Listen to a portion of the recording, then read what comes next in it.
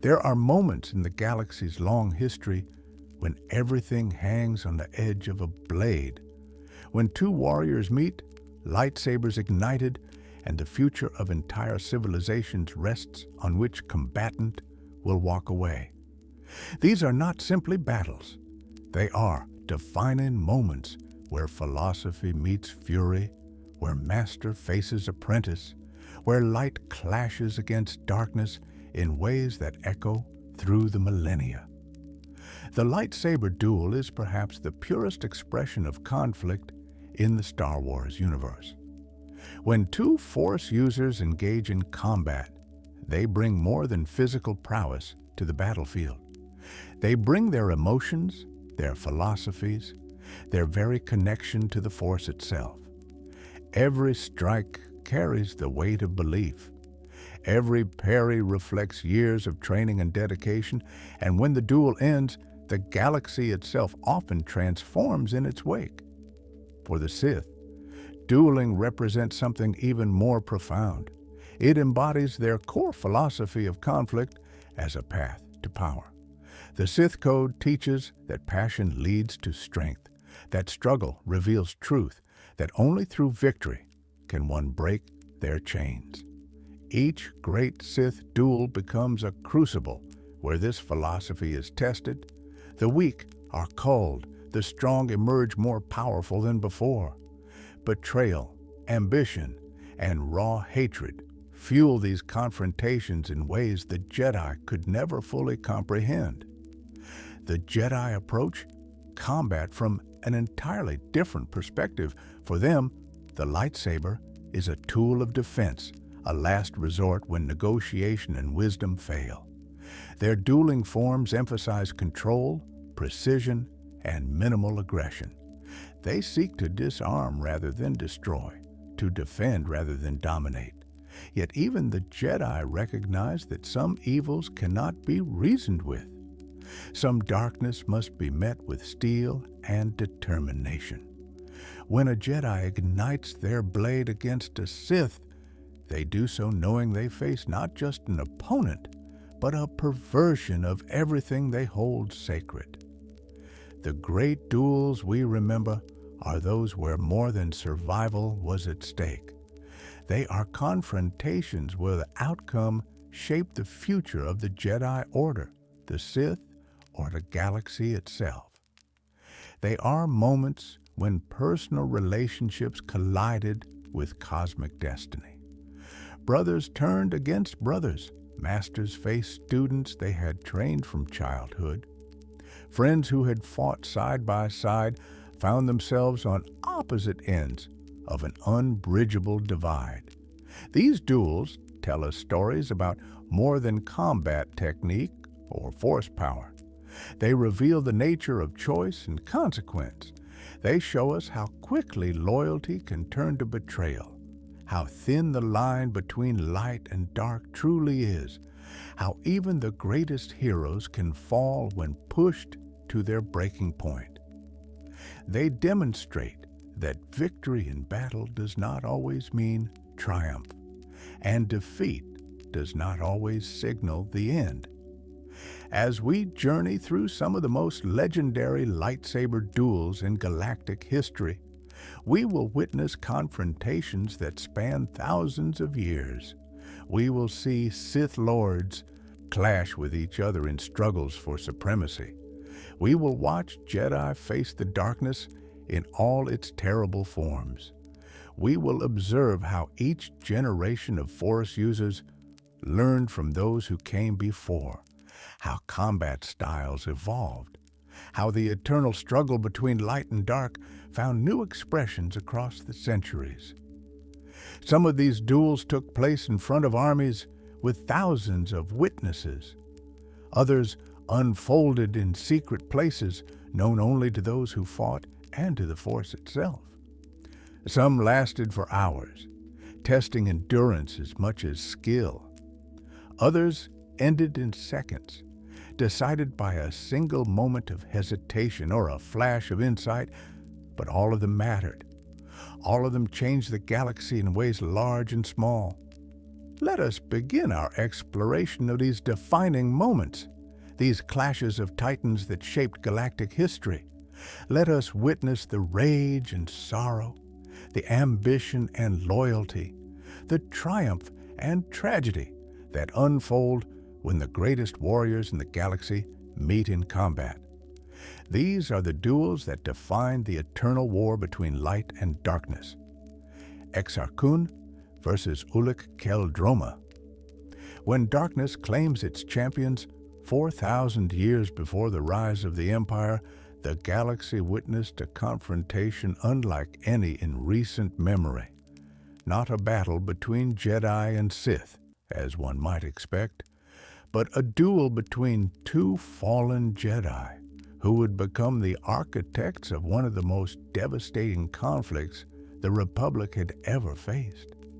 This was the meeting of Exar Kun and Ulic Qel-Droma, a clash that would determine the leadership of a new Sith empire and unleash horrors that would scar the galaxy for years to come. The story begins not with villains, but with heroes. Ulic Qel-Droma was renowned throughout the Jedi Order as one of its finest warriors. Some called him arrogant, but those who knew him best recognized his confidence as earned through years of dedicated service. He was a Jedi master of exceptional skill, pure in heart and unwavering in purpose. His power in the Force and mastery of lightsaber combat placed him among the elite of his generation. Ulic's fall began with noble intentions, as so many falls do. When the dark side cult known as the Krath emerged in the Empress Teta system, spreading chaos and destruction, Ulic believed he could infiltrate their organization and dismantle it from within. Against the pleas of his friends and fellow Jedi, including the woman he loved, Nomi Sunrider, and his own brother Kay, Ulic embarked on his dangerous mission. He was certain his strength in the light would protect him from corruption. The Krath were not simple criminals or misguided zealots. They were practitioners of ancient Sith magic, taught by the spirit of the long-dead Dark Lord Freedon Nad. Their leaders, the cousins Satal and Alima Keto, wielded powers that drew directly from the dark side of the Force. When Ulic arrived in their capital city of Sinagar, he presented himself as a Jedi who had abandoned the Order, seeking power and freedom from the Council's restrictions. Satal Keto saw through the deception. Deep beneath the Iron Citadel, Ulic was subjected to torture that tested the limits of his endurance. But the physical torment was the least of what Satal inflicted upon him. The Krath Lord injected Ulic with ancient Sith poisons, chemicals designed specifically to amplify rage and hatred. With each passing day, the venom worked its way deeper into Ulic's system, slowly eroding his connection to the light side of the Force. When Ulic's fellow Jedi attempted a rescue mission, they witnessed something that shook them to their core. Satal Keto attacked Ulic in a moment of betrayal, and in his rage and pain, Ulic struck back, cutting down the Krath leader. The poison had done its work. The darkness had taken root. When Nomi Sunrider and Kay Qel-Droma tried to bring Ulic home, he refused them violently, fully embracing his new identity as a servant of the dark side. Ulic took Alima Keto as his lover and partner, assuming joint leadership of the Krath cult. The Jedi who had infiltrated the darkness now wielded it as a weapon. But Ulic's transformation was not yet complete. Alima presented him with a gift, a Sith talisman that had once been given to the Ketos by Freedon Nad himself. This amulet amplified Ulic's already considerable dark side powers to new heights, making him more formidable than ever before. Across the galaxy, another fallen Jedi was undergoing his own transformation. Exar Kun had once been a promising student at the Jedi Academy, learning under the tutelage of Master Vodosios Bas. But Kun was never satisfied with the limitations the Jedi placed on knowledge. He craved understanding of the Force in all its aspects, including the forbidden dark side teachings the Council had sealed away. Kun's quest for forbidden knowledge led him to the ancient Sith worlds. On Onderon, he encountered the spirit of Freeton Nad, who promised to teach him secrets the Jedi would never share. Nad guided Kun to Korriban, the Sith homeworld, and finally to the jungle moon of Yavin 4, where the ancient Dark Lord Naga Sato had hidden temples filled with Sith lore. In these places of darkness, Exar Kun found what he sought. He also found corruption as the dark side slowly twisted his ambitions into something far more sinister. On Yavin 4, Kun claimed Naga Sato's legacy for himself. He enslaved the primitive Massassi warriors who inhabited the moon, using Sith alchemy and dark side rituals to transform them into perfect servants. He crafted a unique weapon, a double-bladed lightsaber of his own design, allowing him to fight with unprecedented ferocity. And most significantly, he learned to command the dark side with a mastery that few in his generation could match. But Freeton Nad's spirit soon became more hindrance than helper. The ancient Sith Lord sought to control Kun, to use him as a puppet through which he could influence the living galaxy. Kun would serve no master. Using the very dark powers Nad had taught him, Exar Kun destroyed Freeton Nad's spirit completely, banishing him to a second and final death. In doing so, Kun proved he had surpassed his teacher and was ready to forge his own dark destiny. Before his destruction, Nad spoke to his other students, the Krath leaders. He warned them about Kun, calling him a pretender and a threat to the true Sith legacy. These warnings planted the seeds for the confrontation that was to come. When Exar Kun learned of other practitioners of Sith magic in the galaxy, he saw them not as potential allies, but as rivals who must be eliminated or dominated. In the year 3997 BBY, Exar Kun traveled to Empress Teta. His Sith amulet, the twin to the one Ulic Qel-Droma now wore, pulled him toward Sinagar like a lodestone. The two artifacts had once been a parts of a whole, separated thousands of years earlier, and they yearned to be reunited. Guided by this mystical attraction, Kun stormed the Iron Citadel where the Krath made their headquarters. His entrance was not subtle. Using the dark side, Kun blinded every scanning technician in Sinagar, making his approach invisible to their sensors despite the chaos he brought. He and his Massassi warriors cut through the Citadel's defenses like a blade through flesh. When he finally reached the inner chambers, he found Ulic Qel-Droma and Alima Keto waiting for him. Alima attacked first, hurling bolts of Sith magic at the intruder. Kun brushed aside her assault almost contemptuously, using the Force to knock her unconscious before she could mount a real defense. This display of power sent a clear message to Ulic. Here was someone who could challenge him in ways few others could. Here was a dark side practitioner whose strength might even exceed his own. The two fallen Jedi faced each other across the chamber. Recognition flickered between them, not just of each other's strength, but of something deeper. They were mirror images in some ways, both gifted Jedi who had chosen to walk a darker path, both seeking power that the Order would never grant them. But there could be only one supreme leader of the Sith. Only one could claim the legacy they both desired. You are skilled with a lightsaber, Ulik acknowledged, his hand moving to his weapon. Yet even my master could not defeat me. I am the greatest swordsman in the galaxy. Exar Kun's response was simple and confident. Come, let us see. Their lightsabers ignited simultaneously. Ulik's blue blade met Kun's blazing weapon in a clash that sent sparks flying through the chamber.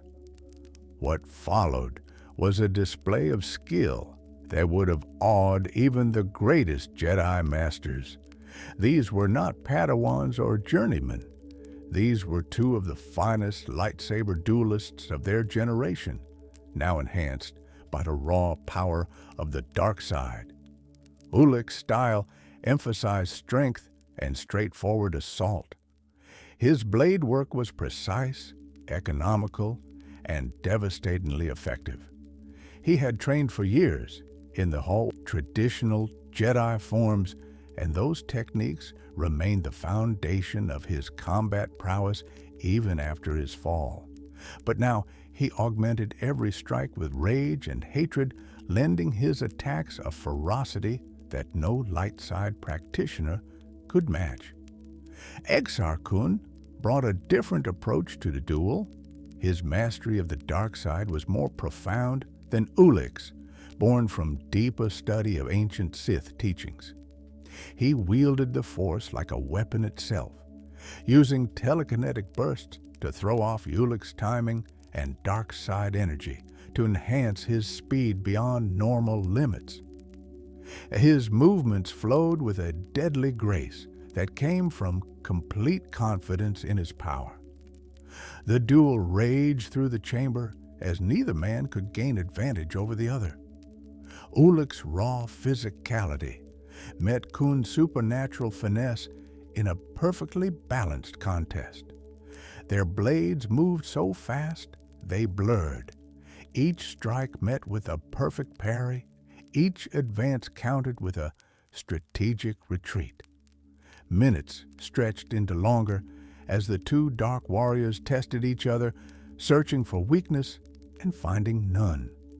Witnesses later reported that the duel could have lasted for hours. Neither combatant showed signs of tiring, neither made the critical mistake that would have given his opponent an opening. The Force itself seemed to hang in balance, waiting to see which of these fallen champions would prove superior. In raw technique and power, Exar Kun and Ulik Qel-Droma were perfectly matched. Then something extraordinary happened. The two Sith amulets, drawn together after millennia apart, began to react to each other. They started glowing with an eerie light that grew brighter and brighter. The auras emanating from the talisman spread outward, enveloping both duelists in a supernatural radiance. The very air in the chamber seemed to thicken with dark side energy as ancient Sith magic stirred to life. Both Kun and Ulik felt it, a presence, multiple presences manifesting around them. The chamber filled with ghostly figures, spirits of long-dead Sith lords who had felt the calling of their reunited artifacts. These were not mere echoes or memories. These were the shades of powerful dark side practitioners, preserved through Sith sorcery, watching the duel with keen interest. Leading the spectral procession was a figure both duelists recognized from their studies of Sith history. The ghost of Marka Ragnos, the Dark Lord who had ruled the ancient Sith Empire for over a century, appeared before them in all his terrible glory. The legendary conqueror who had maintained his throne through cunning and manipulation now stood between the two combatants, his presence commanding immediate attention. "Stop!"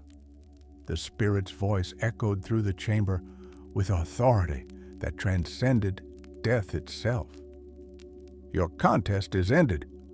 Both Exar Kun and Ulik Qel-Droma froze, their lightsabers still locked in mid-strike. The power radiating from Marka Ragnos' shade was palpable. unmistakable. This was no ordinary Force ghost. This was the will of the ancient Sith themselves, reaching across the centuries to influence living history. Ragnos's ghostly form regarded both warriors with an appraising gaze. In them, he saw the future of the Sith Order. These were the champions the dark side had been waiting for, powerful enough to challenge the Jedi, ambitious enough to seize control of the galaxy. But they could not do so divided. They needed to work together, one leading and one supporting, just as the ancient Sith Lords had done in the glory days of the Empire. "You both shall become the new Dark Lords of the Sith," Ragnos proclaimed. His words carried the weight of prophecy and command. "Exar Kun, the stronger in power, you shall be the Dark Lord, Master of the Sith. Ulic Qel-Droma, you shall serve as his apprentice. Together, you will forge a new Sith Brotherhood and bring about the destruction of the Jedi Order." The spirit reached out with one spectral hand and touched Ulic's forehead. Where his fingers made contact, a mark appeared, a Sith tattoo that branded Qel-Droma as a shadow hand, the term ancient Sith used for their most trusted lieutenants. This mark was both honor and binding, designating Ulic's new role and sealing his fate. As quickly as they had appeared, the spirits faded from view. The glowing amulets dimmed to their normal state. The supernatural presence that had filled the chamber dissipated like smoke. Exar Kun and Ulic Qel-Droma stood alone once more, but everything had changed. Their personal rivalry had been set aside by a power greater than either of them. They had been given a purpose and a structure. They would work together to achieve what neither could accomplish alone. The two former Jedi deactivated their lightsabers and regarded each other with new understanding. The time for conflict between them was over. Now they had a common enemy and a grand vision to pursue. Exar Kun extended his hand, and Ulic Qel-Droma grasped it. In that moment, the Brotherhood of the Sith was born, a dark alliance that would soon threaten to overwhelm the galaxy. When Alima Cato regained consciousness, she found her lover and her rival standing together as allies. The implications were immediately clear. The Krath would become part of something much larger, a war machine that would dwarf anything the dark side had produced in recent memory. The Great Sith War was about to begin, and at its head stood two of the most powerful dark side practitioners in galactic history, bound together by ancient prophecy and shared ambition. Darth Revan versus Darth Malak. The betrayal at the Star Forge. The story of Darth Revan and Darth Malak begins not in darkness, but in light, with two young Jedi whose friendship would shape the destiny of the galaxy. They were among the most promising students of their generation, drawn together by shared ideals and a fierce determination to make a difference in a galaxy that often seemed indifferent to suffering. But their path to legend would take them through both redemption and damnation, leading ultimately to one of the most significant duels in galactic history. When the Mandalorian clans united under Mandalore the Ultimate and began their conquest of the Outer Rim, the Jedi Council debated how to respond. The Masters urged patience and meditation, believing the Force would guide them to the right course of action. But for two young Jedi Knights named Revan and Alec, patience felt like abandoning innocent people to slavery and death.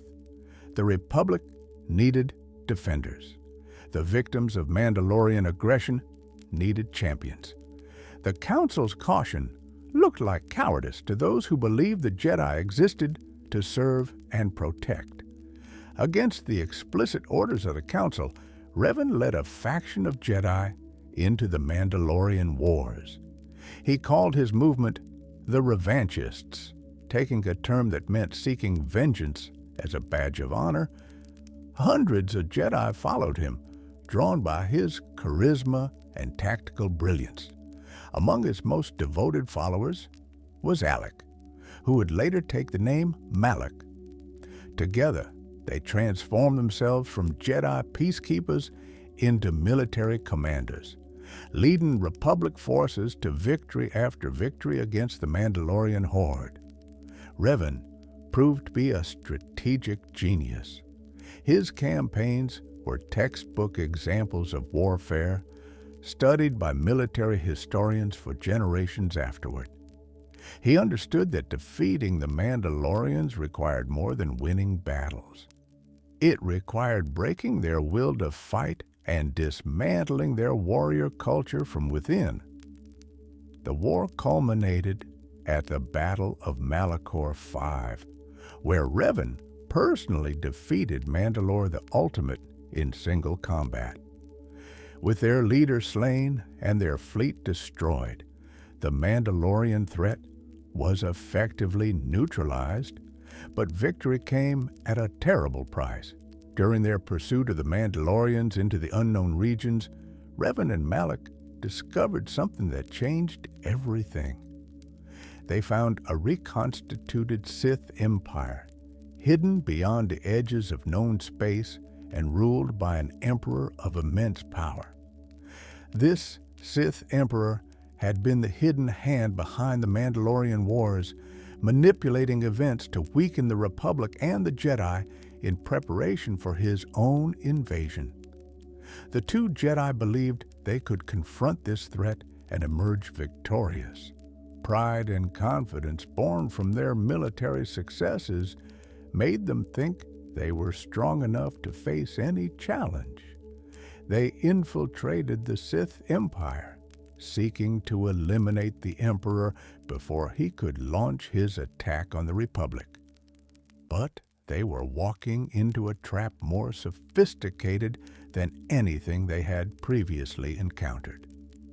When Revan and Malak stood before the Sith Emperor in his throne room, they faced a power beyond their comprehension. The Emperor did not fight them physically. Instead, he assaulted their minds directly, tearing through their mental defenses with contemptuous ease. He dominated their wills, twisted their thoughts, and corrupted their very identities. The two Jedi who entered that throne room died in every way that mattered. In their place emerged two Sith Lords, Darth Revan and Darth Malak. The Emperor intended to use his new servants as advance agents for his invasion, but something unexpected happened. Revan's will, even corrupted by the dark side, was too strong to be permanently controlled. He and Malak broke free of the Emperor's mental domination and struck out on their own.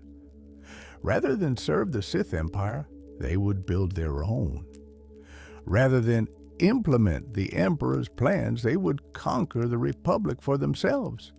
Their key to power was the Star Forge, an ancient space station of Rakatan design that could produce ships, weapons, and droids in virtually unlimited quantities. Powered by the dark side of the Force itself, this massive manufacturing facility gave Revan and Malak the resources to wage war on a galactic scale. They returned to Republic space at the head of an enormous invasion fleet, declaring themselves the new Dark Lords of the Sith and launching what would become known as the Jedi Civil War. As Dark Lord of the Sith, Darth Revan was methodical and strategic. He understood that ruling the galaxy required more than just conquest. He deliberately avoided destroying key infrastructure, recognizing that he would need these resources once he claimed victory. His attacks were calculated to break the Republic's will to resist while preserving the civilization he intended to rule. Many Jedi who had served with him in the Mandalorian Wars now followed him into darkness, swelling the ranks of his new Sith Empire. Darth Malak served as Revan's apprentice, but the relationship was not harmonious. Malak lacked his master's subtlety and long-term planning. Where Revan saw targets to be captured and used, Malak saw only obstacles to be destroyed. Their philosophical differences manifested in their conduct of the war. Revan's campaigns were surgical strikes aimed at specific goals. Malak preferred overwhelming force and total annihilation. At some point, during their joint reign of terror, the relationship between master and apprentice deteriorated into open conflict. Malak began to view Revan as weak, too constrained by his strategic thinking and unwilling to fully embrace the brutal efficiency of the dark side. In a confrontation aboard Revan's flagship, the two Sith Lords drew their lightsabers and dueled. The fight was savage and personal, a contest between former brothers who had become bitter rivals.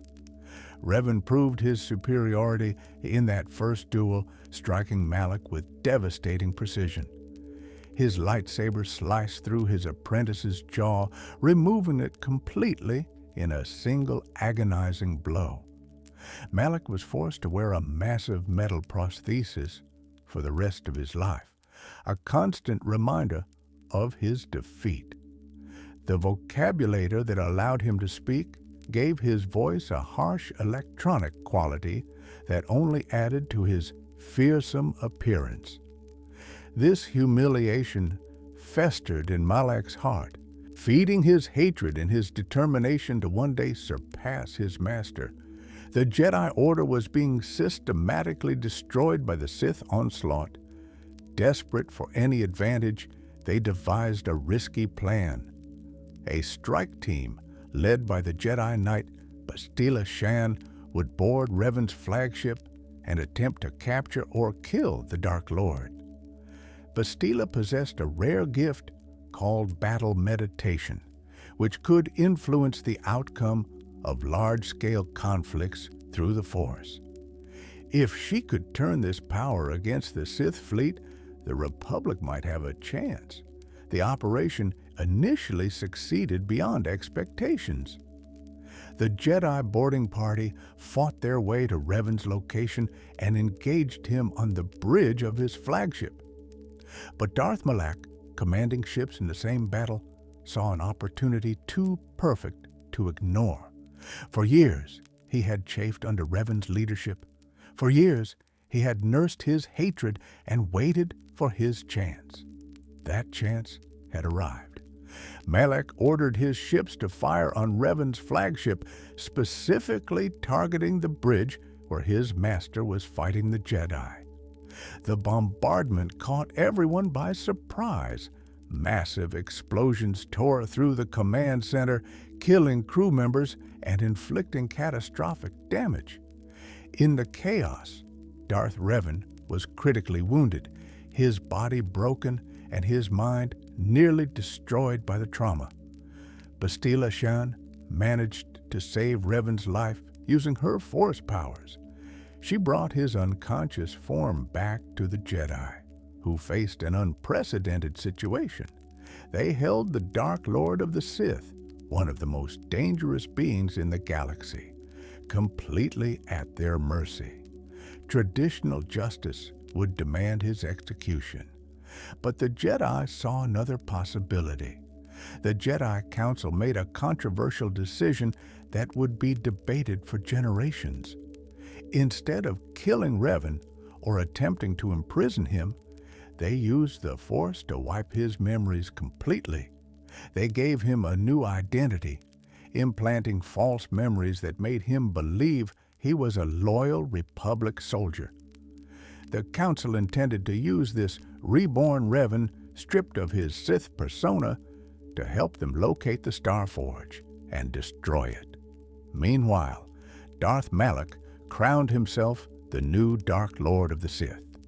He intensified the war against the Republic, abandoning his former master's strategic approach in favor of his own brutal methods.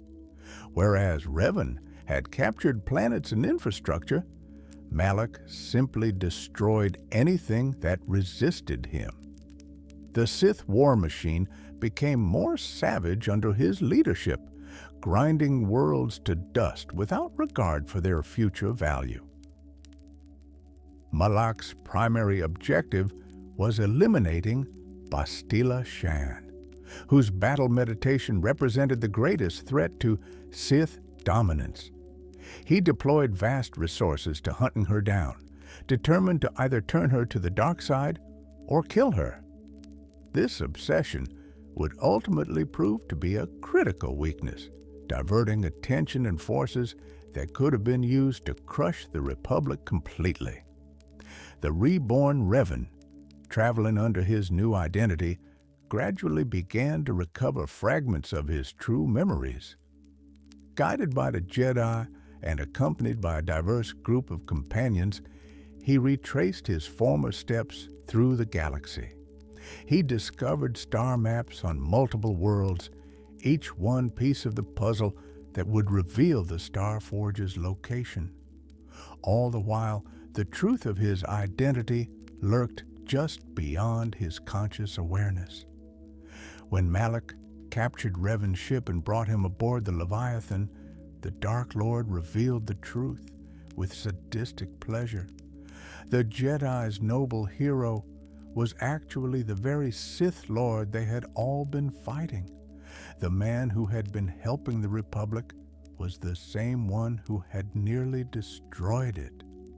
The revelation sent shockwaves through everyone who had come to trust and follow Revan. But something unexpected happened. Confronted with the truth of his past, Revan did not embrace his former identity as Dark Lord. Instead, he chose to continue walking the path of redemption. He had seen both darkness and light, experienced both the corrupting influence of the Sith and the peace of the Jedi way. Given the choice, knowing what both paths led to, he rejected the dark side completely. This choice set the stage for the final confrontation between the former master and his treacherous apprentice. Revan tracked the location of the Star Forge to the planet Rakata Prime in the unknown regions. The Republic fleet followed him there, prepared for the decisive battle of the Jedi Civil War. Aboard the Star Forge itself, surrounded by the dark side energy that fueled the ancient station, Darth Malak was waiting. Their first meeting aboard the station was brief but significant. Revan, accompanied by some of his companions, penetrated the Star Forge's outer defenses and reached an observation tower, where Malak had been monitoring the battle. The two former friends stood facing each other, separated by vastly different paths and the weight of betrayal.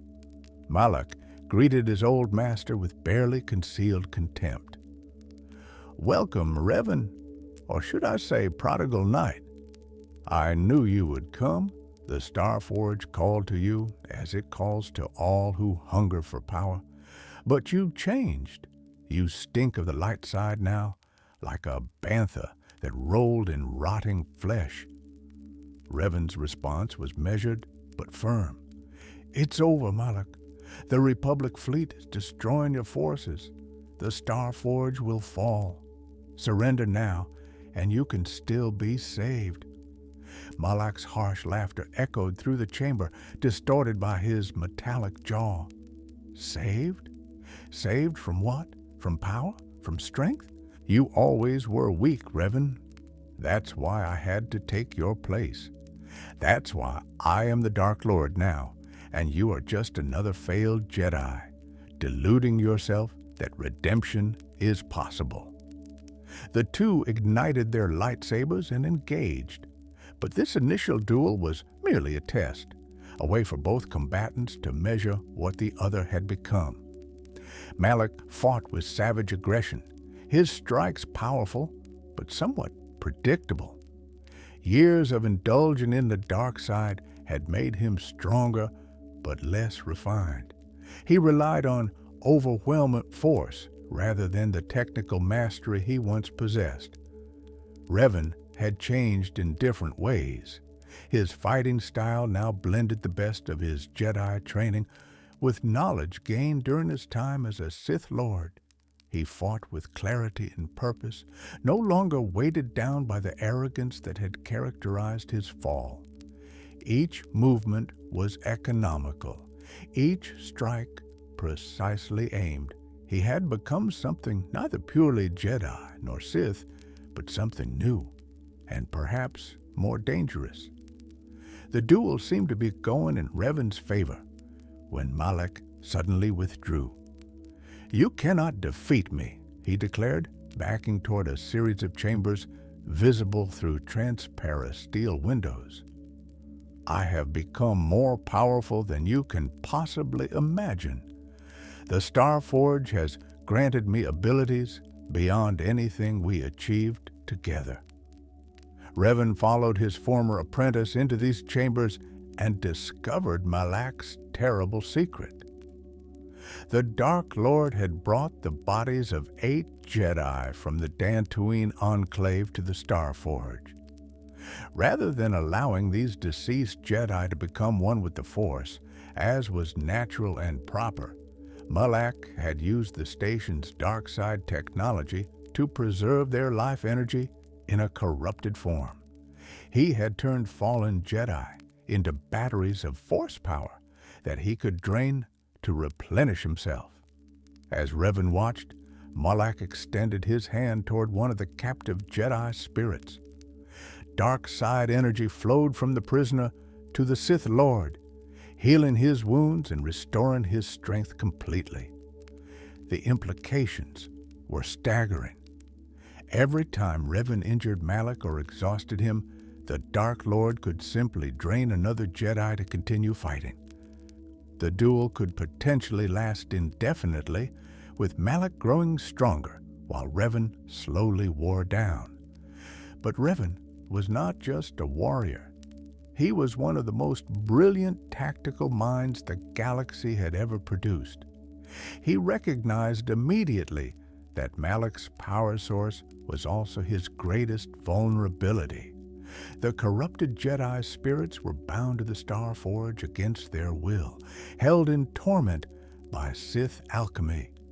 If they could be freed, Malak's advantage would disappear.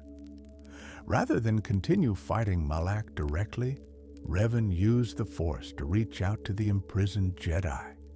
He called to them, reminded them of what they once were, offered them the peace they had been denied. One by one, he released them from Malak's control, allowing their spirits to finally become one with the Force. Each liberation weakened the dark, Lord, and restored hope to Revan. Malak realized what was happening, but could not stop it. His tactical position was collapsing just as the battle outside was turning against his fleet. Rage and desperation fueled his attacks as he tried to prevent Revan from freeing any more of his power sources. But Revan was patient and methodical, releasing the captive Jedi while defending himself against Malak's increasingly wild strikes. When the last of the imprisoned Jedi finally found peace, Malak stood alone, his advantages stripped away. The two former friends faced each other one final time, and the outcome was no longer in doubt. Without his artificial enhancements, Malak could not match Revan's skill and determination. The duel reached its climax, with Revan's blade finding its mark, cutting through Malak's defense and inflicting a mortal wound. The Dark Lord of the Sith collapsed to his knees, his life force fading. In those final moments, something unexpected happened. The rage and hatred that had sustained Malak for years seemed to crack, revealing the man he had once been underneath. He looked up at his former master and friend with eyes that showed not just pain, but something almost like regret. "I'm sorry," Revan said quietly, kneeling beside his fallen apprentice. "I'm sorry for starting you down this path." Malak managed a weak smile beneath his mechanical jaw. "You were right to choose the light. I was too blind to see it, too far gone to turn back. But perhaps," he coughed, struggling to continue, "perhaps you can succeed where I failed." With those final words, Darth Malak died. The Starforge shuddered around them as Republic forces continued their assault on its structure. Revan made his escape as the ancient station began to tear itself apart, its dark power finally extinguished. The Jedi Civil War was over. The Sith Empire that Revan and Malak had built was shattered. But the memory of their friendship, their fall, and their final confrontation would echo through history as a reminder of how quickly light can turn to darkness and how even the darkest soul might find a glimmer of redemption in its final moments. Darth Bane and the destruction of the Brotherhood. 1,000 years before the Clone Wars, the Sith were everywhere. They did not hide in shadows or work through secret machinations. They existed as an entire order, 100 strong, waging open war against the Jedi and the Republic in a conflict that had dragged on for generations. This was the era of the Brotherhood of Darkness, a Sith organization built on the principle that all Sith Lords were equals, working together toward common goals. It was an idea that went against everything the ancient Sith had taught, and it was doomed to fail. Into this flawed system emerged one of the most consequential figures in Sith history. His birth name was Dessel, a Cortosis miner on the harsh world of Apatros. He was born into poverty and brutality, his father an abusive drunk who beat him regularly. Young Dessel learned to fight back, developing a rage that burned hotter than the mines where he toiled. When he finally killed a Republic officer in self-defense, he fled Apatros and joined the only place that would take him, the armies of the Brotherhood of Darkness. During his service as a frontline soldier, Dessel's instinctive connection to the Force became apparent. He could anticipate attacks before they came. He could survive situations that should have killed him. His commanding officer, a Sith Lord named Kopech, recognized these signs and arranged for Dessel to be sent to the Sith Academy on Korriban for proper training.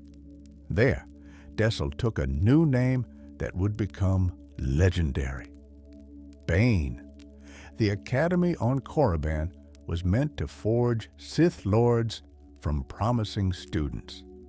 But Bane quickly grew disillusioned with what he found there. The Masters taught watered-down versions of Sith philosophy, emphasizing loyalty to the Brotherhood over personal ambition. They preached equality among Sith Lords, a concept that went against every instinct Bane possessed. The ancient Sith texts he studied in secret told a different story. They taught that conflict revealed truth, that the strong should dominate the weak, that equality was a lie designed to protect those who lacked the strength to rule. Bane became one of the Academy's most promising students, excelling in both lightsaber combat and Force techniques. But his increasingly vocal criticism of the Brotherhood's philosophy made him enemies. The Academy's top student, a bully named Sirach, targeted Bane for humiliation. When Bane finally challenged Sirach directly, the resulting duel was savage. Bane killed Sirach with his bare hands and dark side energy. demonstrating a ruthlessness that shocked even hardened Sith instructors. Claiming his late opponent's lightsaber as a trophy, Bane proclaimed he was leaving the Brotherhood entirely. He rejected the teachings of the Academy and denounced Lord Khan, the Brotherhood's leader, as a fool who had corrupted true Sith principles. Before anyone could stop him, Bane seized one of the Master's personal starships and fled Korriban. His destination was Lehon, an ancient world in the unknown regions where the most powerful Sith artifacts were hidden. On Lehon, Bane discovered something that would change everything: a holocron created by Darth Revan himself. This ancient teaching device contained knowledge that even the Brotherhood of Darkness had lost. Revan's holocron taught Bane about the true nature of Sith power. It revealed that the Brotherhood's philosophy was not just wrong, but actively harmful to the Sith cause. By spreading power among hundreds of mediocre Dark Lords, the Brotherhood had diluted the strength that should have been concentrated in one supreme being. From Revan's teachings, Bane developed his most important insight: the rule of two. There should be only two Sith at any time, a master to embody power and an apprentice to crave it. This would create an eternal cycle of growth. The apprentice would eventually grow strong enough to slay the master and take their place, ensuring each generation of Sith was more powerful than the last. When he was ready, the apprentice would choose a new student, and the cycle would continue. Over centuries, this process would forge Sith of unimaginable power. But before Bane could implement his vision, the current Brotherhood of Darkness had to be destroyed completely. As long as hundreds of weak Sith Lords existed, calling themselves equals and following Khan's flawed leadership, the true Sith could never rise. Every member of the Brotherhood would need to die. And Bane had learned from Revan's holocron a weapon perfect for this task: the Thought Bomb. The Thought Bomb was not a physical device, but a ritual of immense complexity and power. It required many Sith working in concert, channeling their collective strength through the dark side to create a blast of pure Force energy. When detonated, a thought bomb would destroy every Force-sensitive being within its radius, their very souls consumed and trapped in eternal torment. The ancient Sith had considered it the ultimate weapon. Bane saw it as the perfect tool for purging the galaxy of unworthy Dark Lords. Bane returned to the war on Ruusan, where the Brotherhood of Darkness had been locked in stalemate with the Jedi Army of Light for months. He presented himself as a repentant student who wished to rejoin the Sith and contribute to their eventual victory.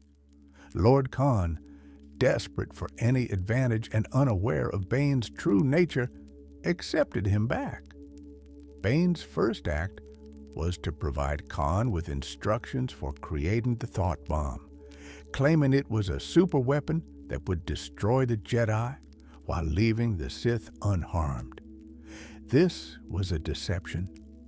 Bane knew perfectly well that the Thought Bomb would kill everyone in its blast radius, Sith and Jedi alike. But he convinced Khan that the Brotherhood would survive, that this ancient ritual would eliminate their enemies while preserving Sith lives.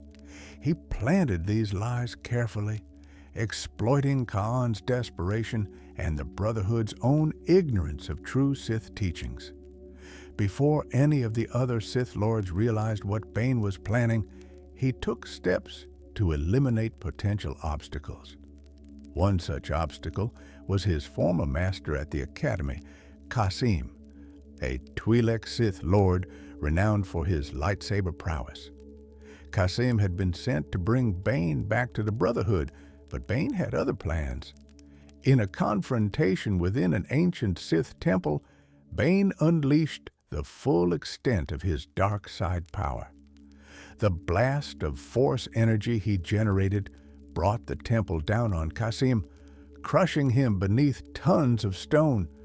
With Qasim dead and the thought bomb instructions delivered, Bane's work on Ruusan was nearly complete. He watched from a distance as Lord Khan and the other Sith Lords gathered in a network of caves beneath the planet's surface. The Jedi army of light, led by Lord Hoth, pursued them into these caverns, determined to end the war once and for all. Neither side realized they were fulfilling Bane's design perfectly. In the darkness beneath Ruusan, Lord Khan and his fellow Dark Lords performed the ritual exactly as Bane had instructed. They joined their minds and powers through the dark side, creating a sphere of concentrated force energy. The Jedi arrived just as the ritual reached its climax. Lord Hoth, recognizing the danger of what was about to occur, tried desperately to stop it. But he was too late. Ka'an brought his hands together in a simple clap. The sound echoed through the cavern like thunder, and then the thought bomb detonated. The explosion wasn't visible in the normal sense. There was no flash of light, no conventional blast wave. Instead, there was a distortion in the force itself, a rupture that consumed everything living within its radius. Over 100 Jedi perished instantly, their spirits torn from their bodies and trapped in the bomb's after effect. Every Sith Lord who had participated in the ritual met the same fate. Lord Khan, Lord Hoth, and all the Dark Lords of the Brotherhood of Darkness died together, their souls locked in eternal conflict within a sphere of silver energy that remained floating in the cave. Darth Bane stood far from the blast zone, safely beyond its reach. He felt the detonation through the Force, sensed the deaths of hundreds of Force-sensitive beings in a single moment. The Brotherhood of Darkness was no more. The weak Sith Lords who had corrupted the Order with their false philosophy of equality were gone. Only Bane remained, the sole inheritor of the true Sith legacy. But a Sith Lord needs an apprentice, someone to carry on the teachings and eventually surpass the Master. As Bane explored the devastated battlefield in the aftermath of the thought bomb, he encountered a young girl named Zannah. She was only 10 years old, but she had already shown remarkable strength in the dark side. Bane had witnessed her kill 2 Jedi soldiers using only her rage and instinctive connection to the Force. She would make a perfect foundation for his new order. Bane took Zannah as his apprentice, beginning her training in the rule of 2. He taught her that they were not building an empire or an army. They were crafting a lineage of power that would culminate generations hence in Sith Lords strong enough to destroy the Jedi Order completely and rule the galaxy. Each master would train one apprentice. Each apprentice would eventually surpass and slay their master, proving their worthiness to continue the line. The weak would be culled. Only the strong would endure. The Jedi Order, believing all the Sith had died on Ruusan, let down their guard. They implemented the Ruusan Reformation, restructuring the Republic and demilitarizing the Jedi.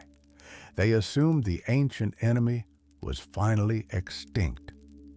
This complacency was exactly what Bane wanted. While the Jedi celebrated their supposed victory and grew comfortable, the Sith would work in secret, growing stronger with each generation, waiting for the perfect moment to strike. Darth Bane's vision would guide the Sith for the next 1,000 years. Every Sith Lord who came after him followed the rule of two, training in darkness, plotting in shadow, passing knowledge from master to apprentice in an unbroken chain. The weak Brotherhood of Darkness had been replaced by a succession of increasingly powerful Dark Lords, each one more dangerous than the last. And it all began with one man who understood that true Sith power came not from numbers, but from the absolute concentration of strength in a chosen few. Though Bane never fought in the grand duels that made him legendary with the lightsaber, his confrontations with Cassium and the other obstacles he eliminated demonstrated his combat prowess. More importantly, his greatest victory came through cunning rather than direct combat. He engineered the destruction of hundreds of Dark Lords without fighting them himself, using deception and manipulation to turn the Brotherhood's own weapon against them. This, too, was a form of dueling, a contest of wills and intelligence where Bane emerged as the undisputed victor. The legacy of Darth Bane would echo through the centuries. His rule of two shaped every Sith Lord who came after, from Darth Plagueis to Darth Sidious to Darth Vader. The lineage he created would ultimately achieve what the Brotherhood of Darkness never could: the complete destruction of the Jedi Order and the transformation of the Republic into a Sith-controlled empire. All of it traced back to one man's vision and his willingness to destroy an entire generation of Sith to make that vision reality. The Duel of the Fates, Darth Maul's revelation. For 1,000 years after Darth Bane's reformation, the Sith worked in absolute secrecy. Generation after generation of Dark Lords trained their apprentices in hidden locations, far from Jedi observation. They manipulated galactic events from the shadows, slowly undermining the Republic and positioning themselves for the ultimate revenge. The Jedi grew complacent, secure in their belief that the Sith were extinct. That comfortable delusion shattered on the desert world of Tatooine and reached its bloody conclusion in the Theed Power Generation Complex on Naboo. Darth Maul was something the galaxy had not seen in a millennium. A Sith warrior trained from childhood with no other purpose but to be a weapon. His master, Darth Sidious, had found him as a baby on the planet Dathomir and raised him in isolation, molding him into the perfect instrument of Sith vengeance. Maul knew no other life than service to the dark side. Where earlier Sith Lords might have maintained some connection to their former identities, Maul was pure hatred and aggression, honed to a razor edge. His first appearance to the Jedi came without warning. Qui-Gon Jinn, a Jedi master of considerable skill and wisdom, was escorting Queen Amidala from her conquered homeworld of Naboo. Their ship had made an emergency stop on Tatooine to repair its hyperdrive. While Qui-Gon was in the process of returning to the ship with a young slave boy named Anakin Skywalker, he sensed a disturbance in the Force. Something dangerous was approaching fast. Darth Maul emerged from the desert on a speeder bike, his yellow eyes blazing with anticipation. He had been tracking the Queen's ship by order of his master, and now he had found his quarry. Qui-Gon barely had time to shout for Anakin to run before the Sith Lord was upon him. Maul leaped from his speeder in mid-flight, igniting his lightsaber before his feet touched the ground. The weapon that blazed to life was unlike anything Qui-Gon had seen before. A double-bladed lightsaber, crimson energy extended from both ends of the hilt. The duel on Tatooine was brief but intense. Maul attacked with ferocious aggression, his unusual weapon giving him advantages in both offense and defense. The double-bladed design allowed him to strike from unexpected angles and maintain a continuous assault that kept Qui-Gon on the defensive. Every time the Jedi Master tried to counterattack, another blade was there to block him. Every time he thought he had an opening, Maul's weapon would spin and force him back.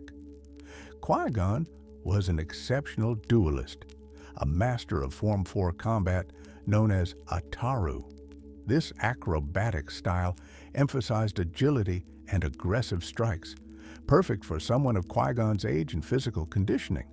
But Maul fought with Form 7, Yu-Yo, the most unpredictable and aggressive of all lightsaber forms. He channeled raw emotion into every strike, using his hatred and rage to fuel attacks that came faster and harder than Qui-Gon could easily counter. The older Jedi Master held his ground through sheer skill and experience. But the battle was clearly going in Maul's favor. The Sith warrior was younger, faster, and fighting with an intensity born from years of focused training for exactly this kind of confrontation. Qui-Gon was tiring, his breathing becoming labored as he struggled to maintain his defense against the relentless assault. Fortunately for the Jedi, Queen Amidala's ship was close enough to reach. As the vessel took off, Qui-Gon made a desperate leap, using the Force to propel himself up to the boarding ramp just as it began to retract. Maul watched his prey escape, fury burning in his eyes. This was only a temporary reprieve. He knew exactly where the ship was going, and he would be ready for them. When Qui-Gon reported the encounter to the Jedi Council on Coruscant, his claims met with skepticism. Master Ki-Adi-Mundi voiced what most of them believed. The Sith had been extinct for a millennium. There was no possibility that a genuine Sith Lord could have survived undetected for so long. Perhaps Qui-Gon had encountered a dark Jedi, some fallen student who had discovered forbidden knowledge. But a true Sith? Impossible. Master Yoda was not so certain.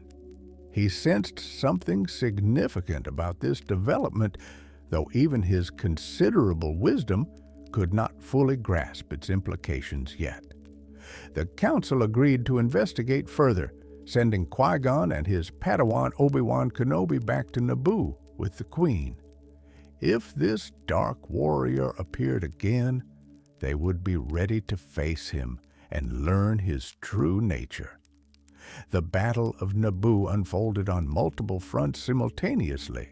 While Gungan forces engaged the Trade Federation's droid army on the plains, and Naboo starfighter pilots attacked the orbiting control ship, Queen Amidala led her security team in an assault on the Theed Royal Palace to capture the Trade Federation leadership.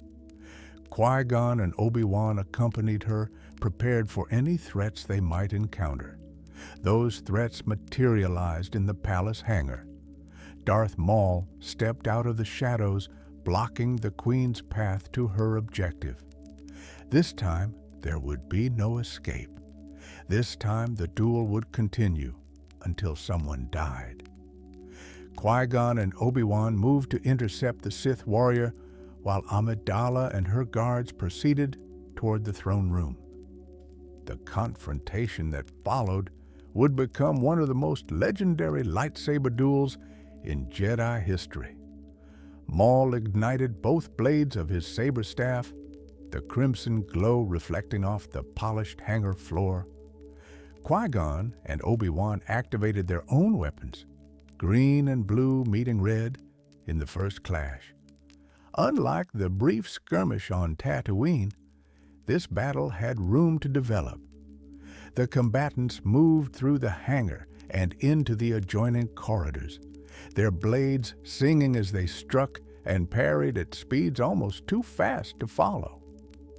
2 Jedi against 1 Sith should have been an overwhelming advantage, but Maul's training and natural ability made him more than a match for both of them. His double-bladed weapon allowed him to engage both opponents simultaneously, blocking Obi-Wan's strikes while counterattacking against Qui-Gon. He incorporated kicks and punches into his fighting style, using his entire body as a weapon to keep the Jedi off balance. The duel continued through a blast door that led to the Theed power generator complex. This massive facility was designed to harness the planet's plasma energy, with enormous shafts extending deep into Naboo's core. Narrow catwalks crossed these chasms, surrounded by swirling energy and bottomless drops. The combatants fought across these precarious platforms, the slightest misstep meaning death. Throughout the battle, Maul deliberately gave ground, leading the 2 Jedi deeper into the power plant. He was not retreating from weakness, but from strategy. His acrobatic movements and force-enhanced speed allowed him to navigate the dangerous environment with contemptuous ease.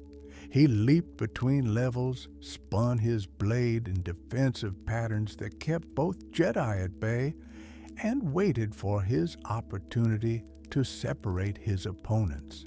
That opportunity came when Maul leaped to a higher catwalk, with Qui-Gon close behind and Obi-Wan several seconds behind his master.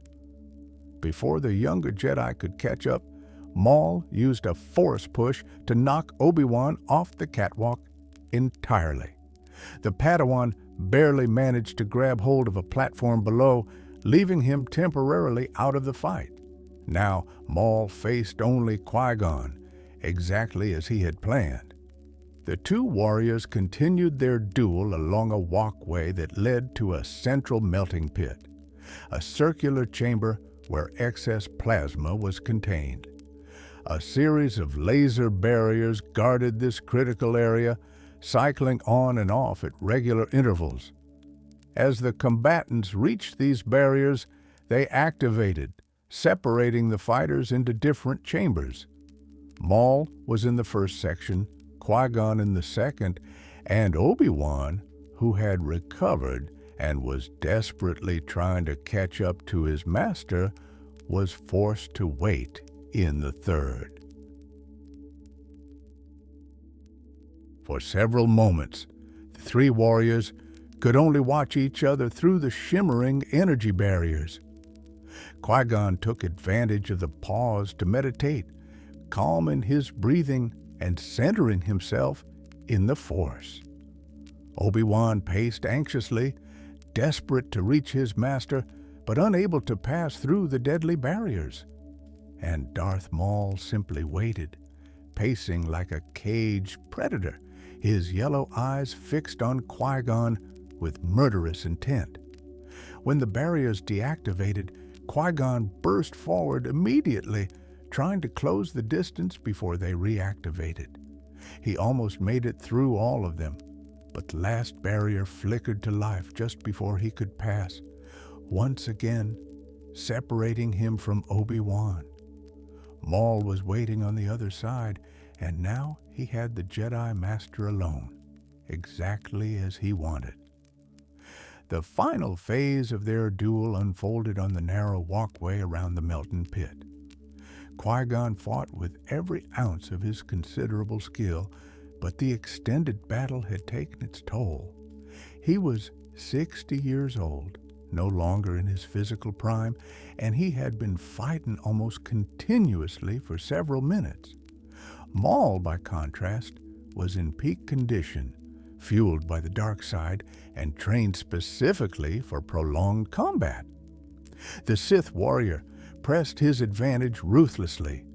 His attacks came faster and harder, each strike designed to drain Qui-Gon's endurance. The Jedi Master's defenses began to slow, his reactions a fraction of a second too late. Maul sensed victory approaching and prepared for his killing strike. In a move too fast for Qui-Gon to effectively counter, Maul spun his lightsaber in a complex pattern that momentarily disoriented the Jedi. While Qui-Gon was recovering, Maul struck him in the face with the inactive end of his lightsaber hilt, stunning him. In that moment of disorientation, Maul thrust forward with his blade, piercing Qui-Gon through the torso. The Jedi Master's eyes widened in shock and pain. His lightsaber deactivated and fell from his hand. Maul held him there for a moment, savoring his victory, before withdrawing his blade and allowing Qui-Gon to collapse to the floor. The first Jedi to encounter a Sith in 1,000 years had fallen.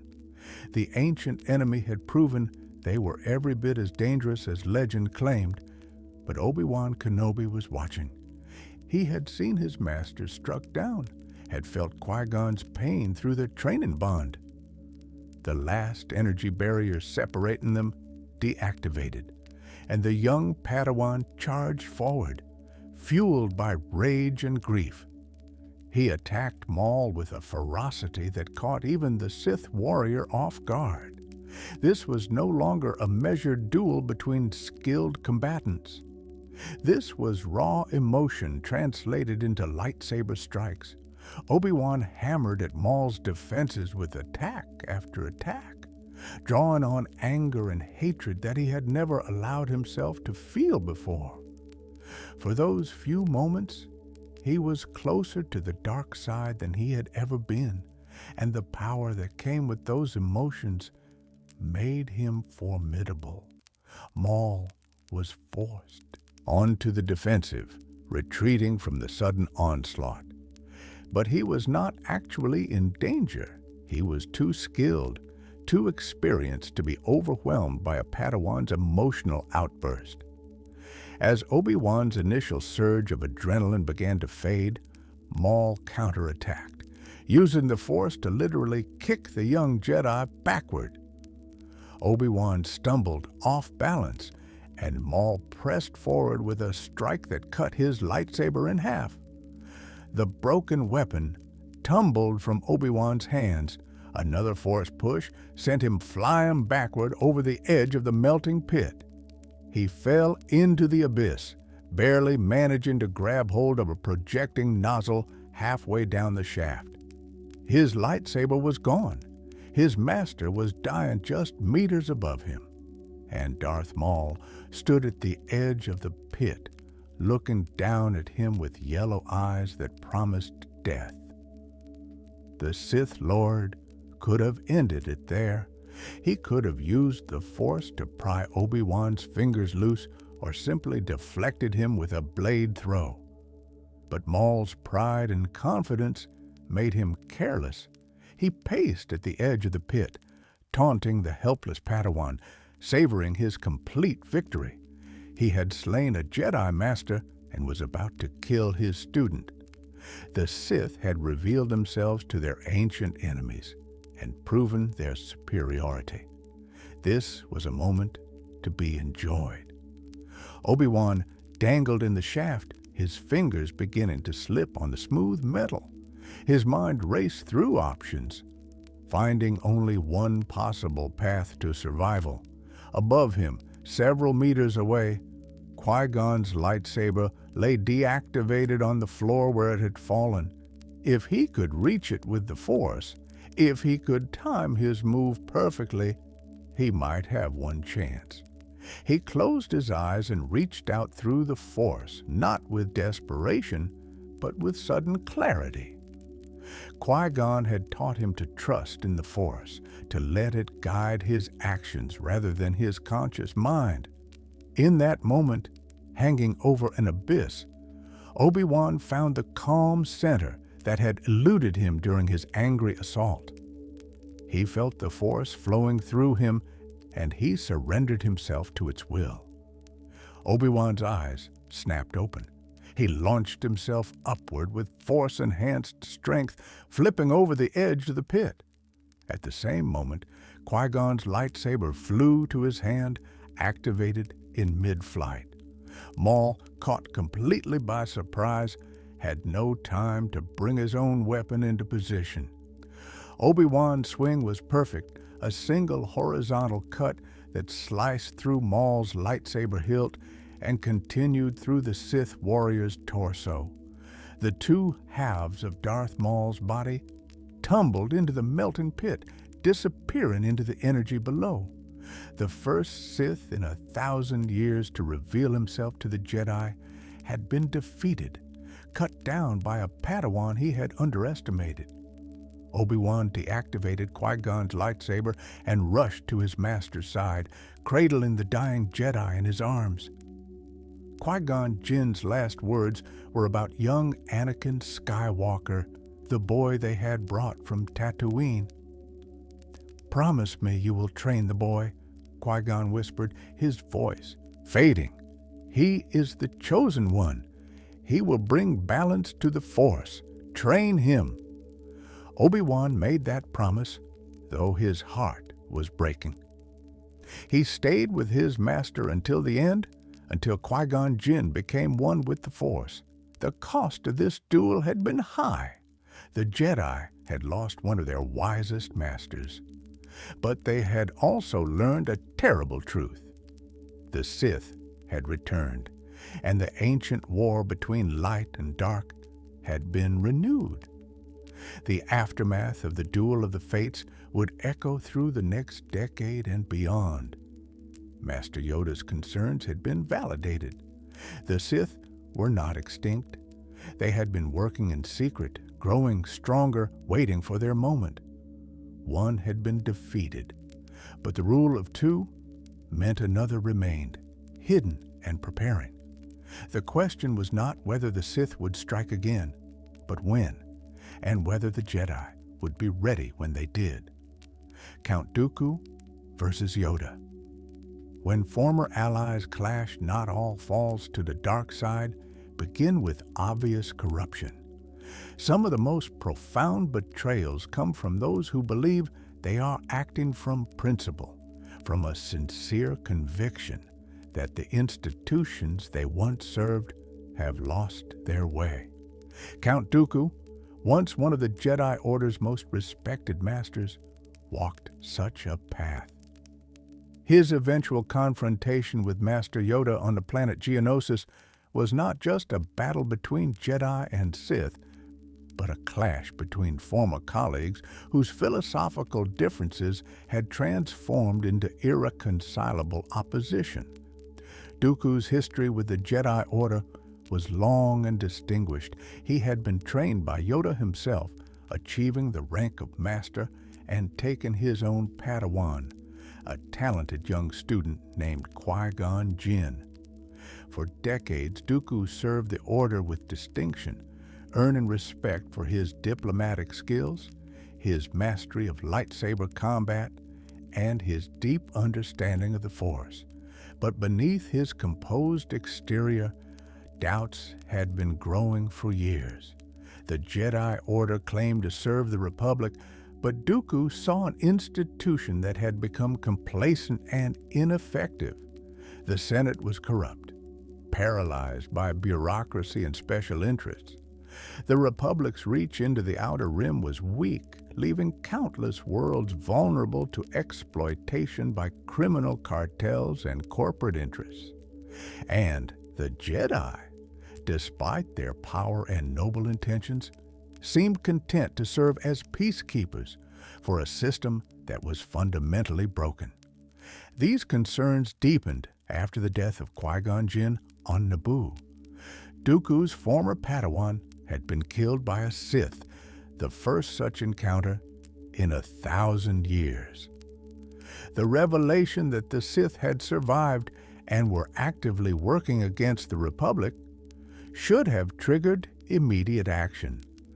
But the Jedi Council seemed more interested in maintaining the status quo than confronting this existential threat.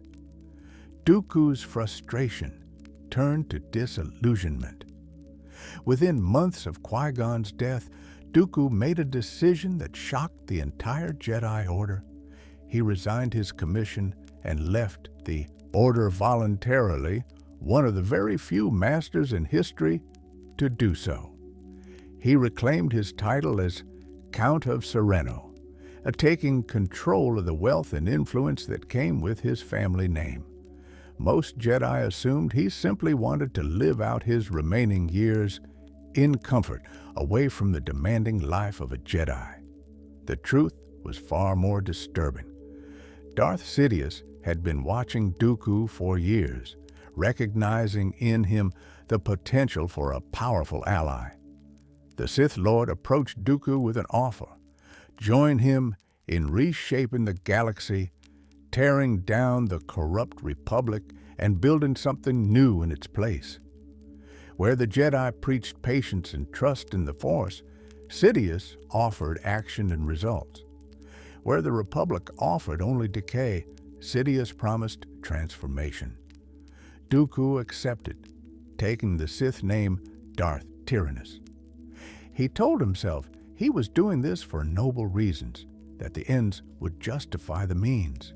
He would help Sidious destroy the Republic not out of hatred, but to create space for something better to emerge. He could be a Sith and still maintain his principles. This rationalization allowed him to perform increasingly dark acts while believing he remained fundamentally good. Under Darth Sidious's direction, Count Dooku became the public face of the separatist movement. He used his diplomatic skills and family connections to recruit star systems to the cause, building a coalition that could challenge the Republic militarily. Major commercial organizations like the Trade Federation, the Banking Clan, and the Techno Union provided the military hardware and funding. Within just a few years, Dooku had assembled an army of battle droids that numbered in the billions. The Clone Wars began on Geonosis, where Republic forces led by the Jedi had discovered the Separatists' preparations for war. The largest battle the galaxy had seen in generations erupted across the planet's surface. While clone troopers and battle droids clashed in massive numbers, Jedi Knights fought through an execution arena where Separatist leadership had tried to execute Obi-Wan Kenobi, Anakin Skywalker, and Senator Padme Amidala. Dooku watched the battle from a command center, monitoring the chaos below. When it became clear the Republic was winning the immediate engagement, he prepared to retreat. But before he could leave the planet, several Jedi managed to track him to his hangar. The forced to confront him were Obi-Wan and Anakin, the protectors of Senator Amidala and representatives of the Jedi Order he had once served. Neither Obi-Wan nor Anakin represented a serious threat to someone of Dooku's skill. The old Jedi Master had refined his lightsaber technique over decades, specializing in Form 2, Makashi, the most elegant and refined of all dueling styles. This form had been developed specifically for lightsaber versus lightsaber combat, emphasizing precise blade work and economy of motion. Dooku could defeat most opponents without breaking a sweat, using minimal effort to maximum effect. Anakin rushed forward first, his youth and impatience making him predictable. Dooku engaged him briefly, testing the young Jedi's abilities and finding them impressive but raw. When Obi-Wan joined the fight, Dooku faced both of them with calm confidence. His red lightsaber moved in precise arcs, each movement calculated to deflect rather than overpower. He was not trying to kill them quickly. He was demonstrating the vast gap in skill and experience that separated them. The duel was brief and decisive. Dooku used the Force to levitate and hurl objects at the two Jedi, keeping them off balance. When Anakin overextended himself in an aggressive attack, Dooku saw his opportunity. A quick strike disabled Anakin temporarily, slashing across his arm with just enough force to wound, but not permanently maim. Obi-Wan found himself facing Dooku alone, and the outcome was never in doubt. Within seconds, Dooku's superior technique overwhelmed Obi-Wan's defense. The elder Jedi slashed his lightsaber across both of Obi-Wan's legs, causing him to collapse. Neither Jedi was dead, but both were incapacitated. Dooku could have finished them, but there was no strategic value in doing so. He turned to leave, confident that nothing else stood between him and escape. He was wrong. A familiar presence entered the hangar, moving with a speed that belied his small stature and extreme age. Master Yoda had arrived, and suddenly, everything about the confrontation changed. Dooku's confident expression faltered. He was facing his former teacher, the Jedi who had trained him centuries ago, arguably the most powerful master in the entire order. Count Dooku, Yoda's voice was sad but firm. Powerful you have become, the dark side I sense in you. Dooku tried to maintain his composure. I have become more powerful than any Jedi, even you, my old master. Much to learn you still have, Yoda replied. Dooku decided to test that assertion immediately. Rather than engage with the lightsaber, he used the Force to attack. He ripped enormous pieces of machinery from the hangar walls and hurled them at Yoda with enough force to crush anyone beneath them. The ancient Jedi Master simply raised his hand, stopping the massive objects in mid-flight and gently setting them aside. Dooku's Force abilities, impressive by any standard, were no match for Yoda's centuries of mastery. Next, Dooku tried lightning, channeling dark side energy through his fingertips in bolts that could kill with a touch. Yoda absorbed the attack effortlessly, using his own connection to the Force to neutralize the dark energy before it could do any harm. Everything Dooku attempted, every technique he had learned in his years as a Sith apprentice, Yoda countered with apparent ease. Realizing he could not win through Force powers alone, Dooku ignited his lightsaber. If he was going to escape this confrontation, he would need to rely on his exceptional dueling skills. Yoda drew his own weapon, a blade proportioned for his small hands, and the two former colleagues prepared to fight. What followed was perhaps the most technically impressive lightsaber duel in modern Jedi history.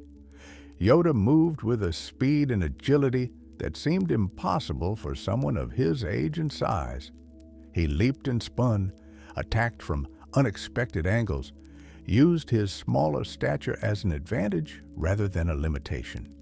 His fighting style was pure Form 4, a Taru, the acrobatic approach that relied on constant motion and aggressive assault. Dooku countered with the refined precision of Form 2. Where Yoda was all motion and energy, Dooku was economy and efficiency. He did not waste movement or energy. Every parry was exactly where it needed to be. Every counterattack targeted the most efficient point. The contrast in styles made for a duel that was as beautiful as it was deadly. For several intense seconds, the two masters fought at a level few living beings could match. Their blades moved so fast they blurred, leaving trails of light in the air. The sound of lightsabers clashing echoed through the hangar like a rapid drumbeat. Neither duelist could gain advantage over the other. Yoda's speed met Dooku's precision in perfect balance. But Dooku knew he could not win this fight. Even in his prime, he had never been Yoda's equal. Now, augmented by the dark side but also aged considerably since his training days, he was overmatched. The realization crystallized when Yoda began to press his advantage, forcing Dooku backward step by step. If this duel continued, Dooku would eventually make a mistake, and Yoda would not hesitate to exploit it. Desperate, Dooku looked for any advantage. He saw the wounded Anakin and Obi-Wan still lying near the hangar entrance. Using the Force, he seized one of the massive pillars that had fallen earlier and hurled it directly at the injured Jedi. Yoda was forced to break off his attack to save his fellow Jedi, catching the enormous weight with the Force and holding it suspended while Anakin and Obi-Wan crawled to safety. Those precious seconds gave Dooku the opening he needed. He ran to his waiting ship and launched immediately, escaping into space before Yoda could pursue. The duel was over, ending not with victory or defeat, but with stalemate. Neither side had won, but the encounter had proven several important points. First, it demonstrated that Dooku, despite his considerable power, was not invincible. He could be challenged and even defeated by those with sufficient skill. Second, it showed that Yoda, despite his age, remained one of the most formidable warriors in the galaxy when pushed to combat. And finally, it made clear that the Clone Wars would not be resolved quickly or easily. With champions like these on both sides, the conflict would be long and costly. The sadness in Yoda's eyes as he watched Dooku's ship disappear spoke volumes. He had just fought one of his most successful students, a Jedi he had trained and mentored for decades. The transformation of Dooku into Darth Tyrannus represented a personal failure that Yoda would carry for the rest of his life. He had failed to see the darkness growing in his student's heart. He had failed to prevent another talented Jedi from falling to the Sith. And now, the galaxy would pay the price for those failures in blood and suffering. Anakin Skywalker versus Obi-Wan Kenobi, brothers torn apart. In all the long history of the Jedi Order, few duels have carried as much emotional weight as the confrontation between Anakin Skywalker and Obi-Wan Kenobi on the volcanic world of Mustafar. This was not a clash between ancient enemies or rival factions. This was brother fighting brother, master against student, in a battle that would shape the fate of the entire galaxy for decades to come. Their relationship had begun when Obi-Wan reluctantly agreed to honor his dying master's final wish. Qui-Gon Jinn had seen something special in young Anakin, believed him to be the chosen one prophesied to bring balance to the Force. Obi-Wan had promised to train the boy, though he had grave doubts about his ability to do so. He was barely a Jedi Knight himself, still grieving for his master, suddenly responsible for raising a student who was far too old by Jedi standards to begin training. Despite these difficult beginnings, Obi-Wan and Anakin had formed a genuine bond over the years. They fought side by side throughout the Clone Wars, each saving the other's life countless times. They joked and argued like brothers, challenged each other to become better, and developed the kind of trust that only shared danger can forge. Other Jedi considered them the finest team in the Order, a partnership that seemed destined to do great things. But beneath the surface, cracks had been forming for years. Anakin had never fully embraced the Jedi way of detachment and serenity. His emotions ran hot, his attachments ran deep, and his fear of loss was profound. The Jedi Code taught that these things were dangerous, leading down the path to the dark side, but for Anakin, they felt like the most real and important parts of his identity. He had grown increasingly frustrated with what he saw as the Jedi Order's cold indifference to human connection. These tensions reached a breaking point when Anakin began having visions of his wife, Senator Padme Amidala, dying in childbirth. Their marriage was secret, a violation of Jedi rules that Anakin had rationalized by telling himself that love could not be wrong. But now that love was threatened, and Anakin would do anything to prevent his visions from coming true, anything at all. Chancellor Palpatine, who had been grooming Anakin for years, seized on this desperation. He revealed himself to be Darth Sidious, the Sith Lord who had been manipulating events from the shadows. Rather than recoil in horror, Anakin saw an opportunity. Palpatine claimed to know dark side techniques that could prevent death itself. If Anakin joined him, embraced the dark side fully, he could save Padme.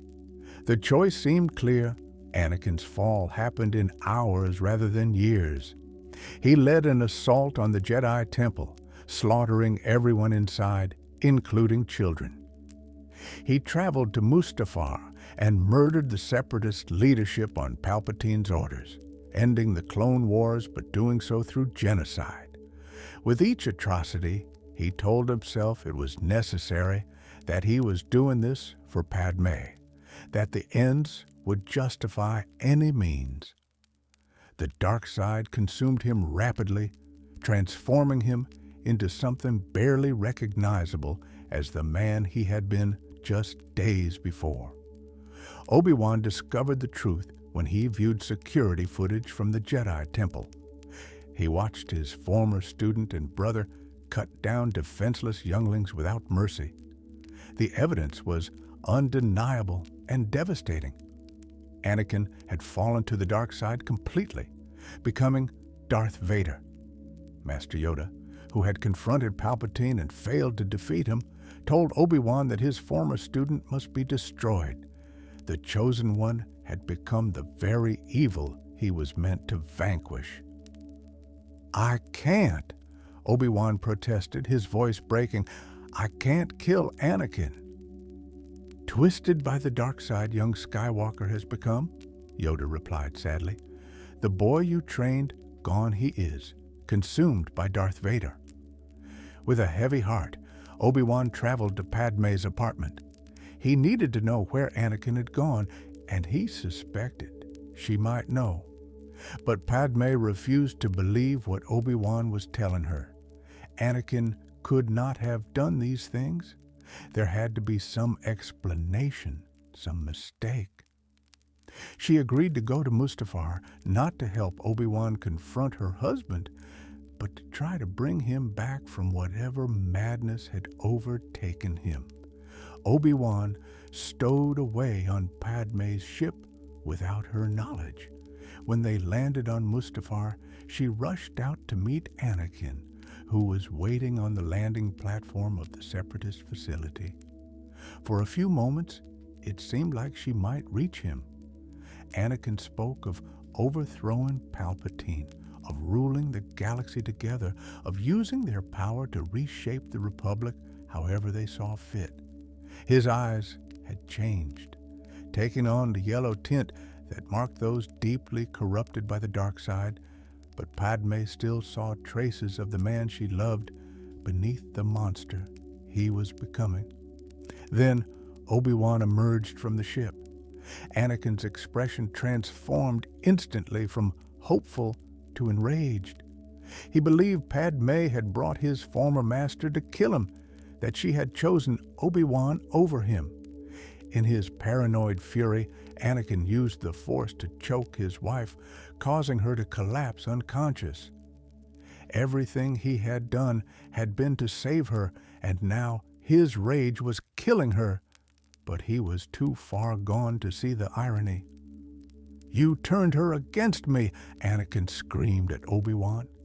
"You have done that yourself," Obi-Wan replied, his voice heavy with sorrow. "You have allowed this Dark Lord to twist your mind until now you have become the very thing you swore to destroy." Anakin's response was cold, and final. Don't lecture me, Obi-Wan. I see through the lies of the Jedi.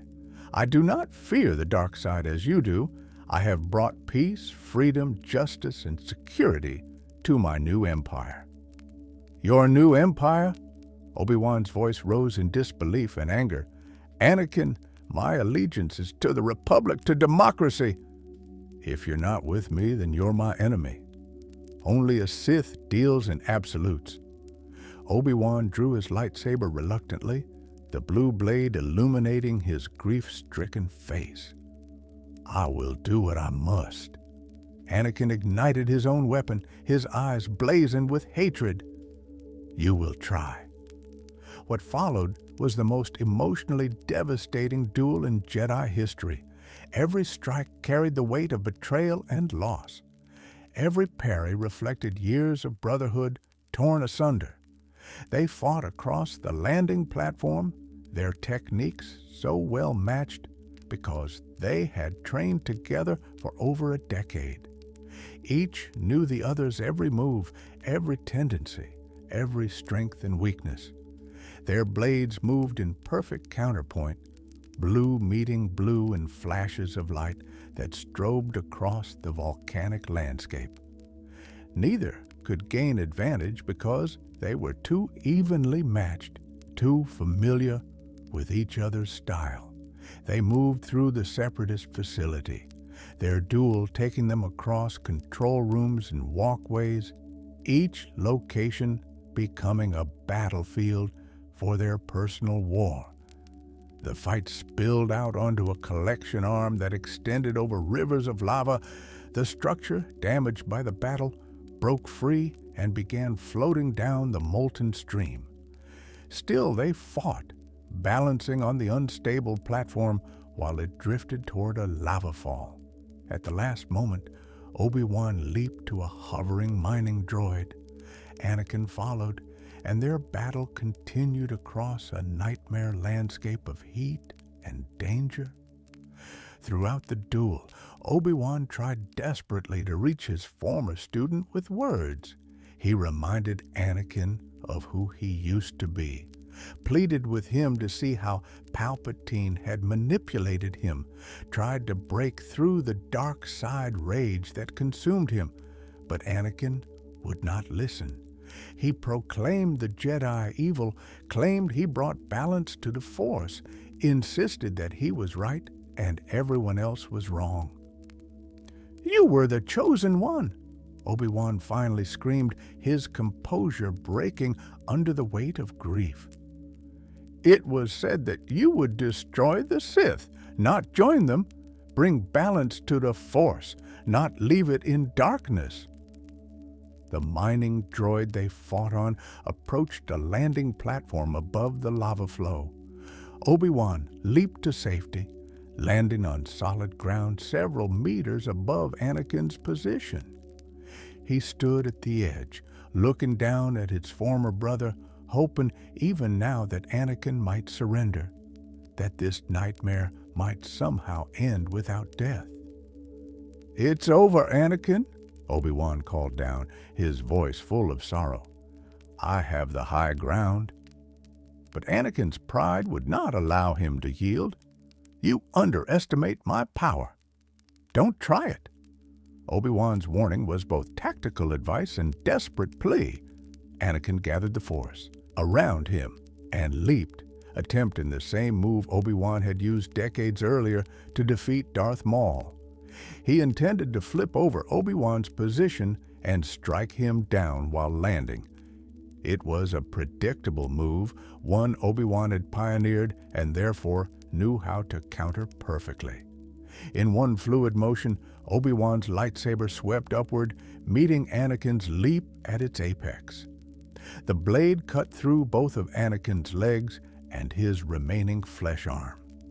Anakin's broken body tumbled onto the volcanic bank, rolling dangerously close to the lava flow. He was finished as a fighter, defeated by his own arrogance and his brother's superior position. But he was not finished as a man. Not yet. I hate you! Anakin screamed, his voice raw with agony and rage. Obi-Wan deactivated his lightsaber and picked up Anakin's fallen weapon. He looked down at his former student, his former brother, the man he had raised from childhood, now maimed and dying on a lava bank. Tears streamed down his face. "You were my brother, Anakin," Obi-Wan said softly. "I loved you." He turned and walked away, leaving Anakin to burn. The heat from the nearby lava ignited Anakin's robes, and flames began consuming what remained of his body. Obi-Wan could not watch. He retrieved Padme, who was still alive but fading, and fled Mustafar. Behind him, Anakin Skywalker screamed in agony as fire consumed him. But Darth Vader did not die on Mustafar. Emperor Palpatine arrived shortly after Obi-Wan left, drawn by his new apprentice's suffering through the Force. He found Anakin's charred body, still clinging to life through sheer hatred and will. Medical droids encased what remained of Darth Vader in a life support suit of black armor, transforming him into a cyborg more machine than man. The duel on Mustafar had reshaped the galaxy. The Republic became the Empire. The Jedi Order was destroyed, and the Chosen One, instead of bringing balance, had become the enforcer of darkness, hunting down the few remaining Jedi who had survived Order 66. All because two brothers had failed to understand each other, because fear had twisted love into hatred, because pride had prevented reconciliation even at the edge of the abyss. Obi-Wan carried the guilt of that day for the rest of his life. He hid on Tatooine, watching over Anakin's son Luke from a distance, waiting for the day when the Chosen One's legacy might still bring the balance he had been prophesied to achieve. The lightsaber duel was over, but its consequences would echo for decades to come.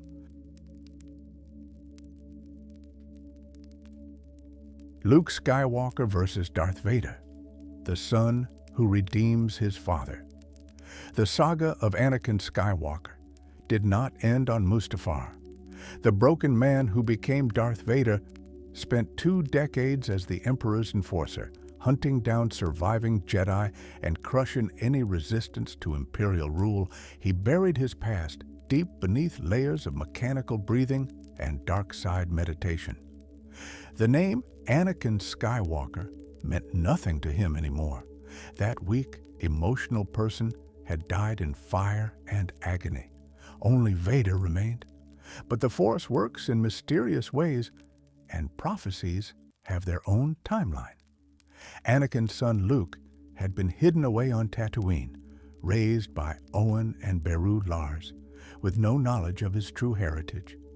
When circumstances brought him into contact with Obi-Wan Kenobi and thrust him into the rebellion against the Empire, Luke began a journey that would ultimately fulfill the prophecy his father had seemingly corrupted beyond redemption. Their first confrontation came after the Battle of Yavin, when Luke had already destroyed the first Death Star and become a symbol of hope for the rebellion. Vader was hunting the young Jedi who had dealt such a crushing blow to Imperial power. When he finally encountered Luke, he sensed something familiar in the young man's Force presence. The revelation that Obi-Wan had hidden Skywalker's son from him ignited both rage and a strange sense of possibility in Vader's heart. The duel at Cloud City was not meant to be a fight to the death. Vader had no intention of killing Luke. Instead, he wanted to capture him, turn him to the dark side, and use him to overthrow the Emperor. Together, father and son could rule the galaxy. This desire influenced every aspect of their confrontation in the carbon-freezing chamber and the catwalks above Bespin's gas mining operation. Luke had received minimal training from Yoda before rushing to Cloud City to save his friends. He was brave, strong in the Force, but nowhere near ready to face someone of Vader's skill and experience. The Dark Lord toyed with him throughout their duel, testing his abilities, gauging his potential. Luke fought with passion and determination, but lacked the refinement of a true Jedi Knight. Vader deflected Luke's attacks almost contemptuously, giving ground only to draw the young Jedi deeper into the facility. He used the Force to hurl objects at Luke, knocked him off balance with telekinetic pushes, and generally demonstrated the vast gap in power between them. This was not a duel between equals. This was a master showing an apprentice the extent of his inadequacy. The confrontation reached its climax in a control room overlooking vast shafts that descended into Bespin's depths. Vader cornered Luke, disarmed him with a casual strike, and then severed his right hand with surgical precision. Luke collapsed in pain and shock, his lightsaber tumbling away into the abyss below. He was defeated, helpless, completely at Vader's mercy. There is no escape. Vader's mechanical voice echoed through the chamber. Don't make me destroy you. You do not yet realize your importance. You have only begun to discover your power. Join me, and I will complete your training. With our combined strength, we can end this destructive conflict and bring order to the galaxy. Luke, cradling his maimed arm, looked up at the dark figure towering over him. I'll never join you. Vader paused, then delivered the revelation that would shake Luke to his core. Obi-Wan never told you what happened to your father. He told me enough. He told me you killed him. No, I am your father. The words hit Luke like a physical blow. Everything he believed about his past, his family, his destiny, collapsed in an instant. It could not be true. It had to be a lie designed to manipulate him. But even as he protested, Luke felt the truth of it through the Force. This monster who had terrorized the galaxy, who had killed Obi-Wan, who represented everything Luke stood against, was Anakin Skywalker, was his father. Search your feelings, Vader commanded. You know it to be true. Luke's anguished scream echoed through the chamber. Faced with an impossible choice between death and darkness, he chose a third option. He released his grip on the machinery he was clinging to and allowed himself to fall into the shaft below. Better to die than become what his father had become. Better to embrace the unknown than accept the darkness Vader offered. The Force itself seemed to intervene, carrying Luke through the shafts until he tumbled out of a waste disposal port beneath the city. He hung from a communications vein, calling out through the Force for help, and his friends in the Millennium Falcon managed to rescue him. He had survived, but the revelation of his parentage would haunt him through the long months of recovery and training that followed. Their second duel took place aboard the second Death Star, high above the forest moon of Endor. Luke had surrendered himself to Imperial forces, hoping to reach whatever remained of Anakin Skywalker beneath the Vader persona. He believed his father could be redeemed, that the light side still existed somewhere in that armored form. Emperor Palpatine had brought both Skywalkers to his throne room specifically to orchestrate the final corruption of Luke, turning son against father or father against son for his own amusement. Young Skywalker, Palpatine's voice dripped with false warmth, you will find that I am not so easily killed as my foolish apprentice thought your father would be. Your lightsaber will be a welcome addition to my collection. And soon, young Skywalker, you will call me Master." Luke remained calm in the face of Palpatine's taunts. "You're wrong. Soon I'll be dead, and you with me." The Emperor laughed, a sound like grinding metal. "Perhaps you refer to the imminent attack of your rebel fleet? Yes, I assure you we are quite safe from your friends here. Your faith in them is yours, but your faith in your Father is ours." Luke glanced at Vader, who stood silent beside the Emperor's throne. The young Jedi reached out through the Force, trying to sense any glimmer of his father beneath the dark side presence. "Father, please, I feel the conflict within you. Let go of your hate." "It is too late for me, son," Vader replied, his voice carrying no emotion. "The Emperor will show you the true nature of the Force. He is your master now." "Then my father is truly dead," Luke said sadly. Palpatine grew tired of the verbal sparring.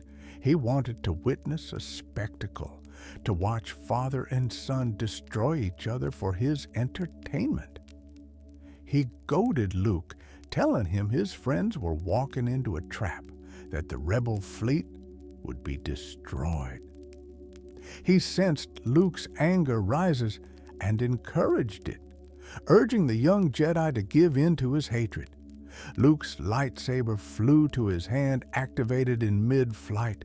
He launched himself at Palpatine, ready to strike down the source of so much evil. But Vader was faster. His crimson blade intercepted Luke's attack before it could reach the Emperor. Father and son stood locked in confrontation, their lightsabers crossed between them. "Good," Palpatine hissed with satisfaction. "Use your aggressive feelings, boy. Let the hate flow through you." This duel was different from their encounter on Cloud City. Luke had completed his training with Yoda. He had grown in power and skill. He was no longer the raw student Vader had toyed with years earlier. When they fought, it was with genuine intensity, neither one clearly superior to the other. They battled through the throne room and onto the scaffolding beyond, their blades clashing in the dim light. Luke fought defensively, still hoping to avoid killing his father.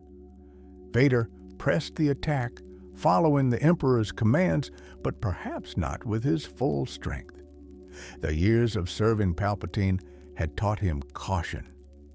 The Emperor had a way of disposing of servants who became inconvenient. The duel reached a pause when Luke managed to hide in the shadows beneath the throne room platform. He deactivated his lightsaber and used Jedi techniques to mask his presence. Vader stalked through the darkness, his breathing echoing ominously. "You cannot hide forever, Luke." "I will not fight you, Father." Vader stopped, his senses scanning for any sign of his son. "Give yourself to the dark side. It is the only way you can save your friends. Yes, your thoughts betray you. Your feelings for them are strong, especially for your sister." The revelation hit Luke like lightning. Sister. Leia was his sister. Vader knew about her, could sense her through their father-son connection. If Luke would not turn, perhaps Vader could find his daughter instead. Perhaps Leia could be corrupted, brought to the dark side, made into an apprentice. So you have a twin sister. Your feelings have now betrayed her too. Obi-Wan was wise to hide her from me. Now his failure is complete. If you will not turn to the dark side, then perhaps she will. That threat shattered Luke's control. The thought of Leia being corrupted as his father had been, transformed into a servant of evil, was more than he could bear. Rage and fear exploded within him. Luke erupted from hiding with a scream of fury, his lightsaber blazing to life. He attacked Vader with a ferocity that drove the Dark Lord backward. This was no longer measured combat or controlled dueling. This was raw emotion transformed into violence. Luke hammered at Vader's defenses with strike after strike, giving him no time to counter or recover. The dark side flowed through Luke in those moments, lending him strength and speed beyond what he normally possessed. He had tapped into the same anger and hatred that fueled the Sith, and it made him terrible. Vader stumbled backward under the onslaught, his mechanical legs tangling on the stairway they fought upon. He fell, his lightsaber tumbling from his hand. Luke stood over him, his own blade raised for a killing blow. One strike would end it. One strike would destroy the dark figure who had brought so much suffering to the galaxy. "Good! Strike him down!" Palpatine urged from his throne. "Take your father's place at my side. Your hate has made you powerful. Now fulfill your destiny and take your father's place at my side." Luke looked at his raised lightsaber, at the mechanical hand gripping it, then at Vader's severed mechanical hand lying nearby. He saw his own potential future reflected in that moment. If he killed Vader in hatred, he would become exactly what Palpatine wanted. He would follow the same path his father had walked, beginning with murder and ending in darkness. With an effort of will that defined his character, Luke deactivated his lightsaber and hurled it away. He straightened, turned to face the Emperor, and spoke words that would echo through history. "I am a Jedi, like my father before me." Palpatine's face contorted with rage. "So be it, Jedi. If you will not be turned, you will be destroyed." Lightning erupted from the Emperor's fingers, blue-white energy that struck Luke and sent him crumpling to the ground in agony. Palpatine moved closer, increasing the intensity of his attack, killing Luke slowly and savoring every moment. The young Jedi writhed on the floor, his body convulsing from the torture. "Young fool," Palpatine hissed. "Only now, at the end, do you understand? Your feeble skills are no match for the power of the dark side. You have paid the price for your lack of vision." Luke managed to look toward his father, his voice weak with pain. "Father, please, help me." Vader stood immobile, watching his son die. The Emperor continued his assault. The lightning growing stronger, Luke's screams filled the throne room. For 20 years, Vader had served Palpatine without question. For 20 years, he had buried Anakin Skywalker beneath layers of hate and mechanical breathing. But now, watching his son beg for help, something stirred in the darkness where Anakin's soul had been hidden. Luke's faith had not been misplaced. There was still good in Darth Vader, still light beneath the darkness, still a father who loved his son beneath the persona of the Sith Lord. Anakin Skywalker, dormant for so long, awakened in that moment. Vader reached down and grabbed Palpatine, lifting the Emperor into the air. The lightning redirected, coursing through Vader's armor and mechanical systems. Warning lights flickered on his chest panel as vital systems failed. But Vader did not release his grip. He carried Palpatine to the throne room shaft and hurled him into the abyss below. The Emperor's screams faded into the distance, ending in a massive explosion far below. The effort cost Vader everything. His life support systems were fatally damaged. He collapsed onto the floor, his breathing becoming erratic. Luke crawled to his father's side, calling for help, trying to drag the heavy armored form toward an escape shuttle. But Vader knew it was over. His body was failing. The machine that had kept him alive for decades was dying. "Luke, help me take this mask off," Vader requested, his voice weak even through the vocabulator. "But you'll die." "Nothing can stop that now. Just for once, let me look on you with my own eyes." With gentle hands, Luke removed his father's helmet, exposing the scarred, pale face of Anakin Skywalker. He looked older than Luke had imagined, worn down by years of pain and darkness. But his eyes were human again, no longer the yellow tint of the Sith. "Now go, my son. Leave me." "No, you're coming with me. I won't leave you here. I've got to save you." "You already have, Luke." Anakin smiled weakly. "You were right about me. Tell your sister you were right." Those were the last words Anakin Skywalker spoke. The prophecy of the Chosen One was fulfilled in that moment, not through destroying the Sith with a lightsaber, but through a father's love for his son, through redemption achieved at the cost of his own life.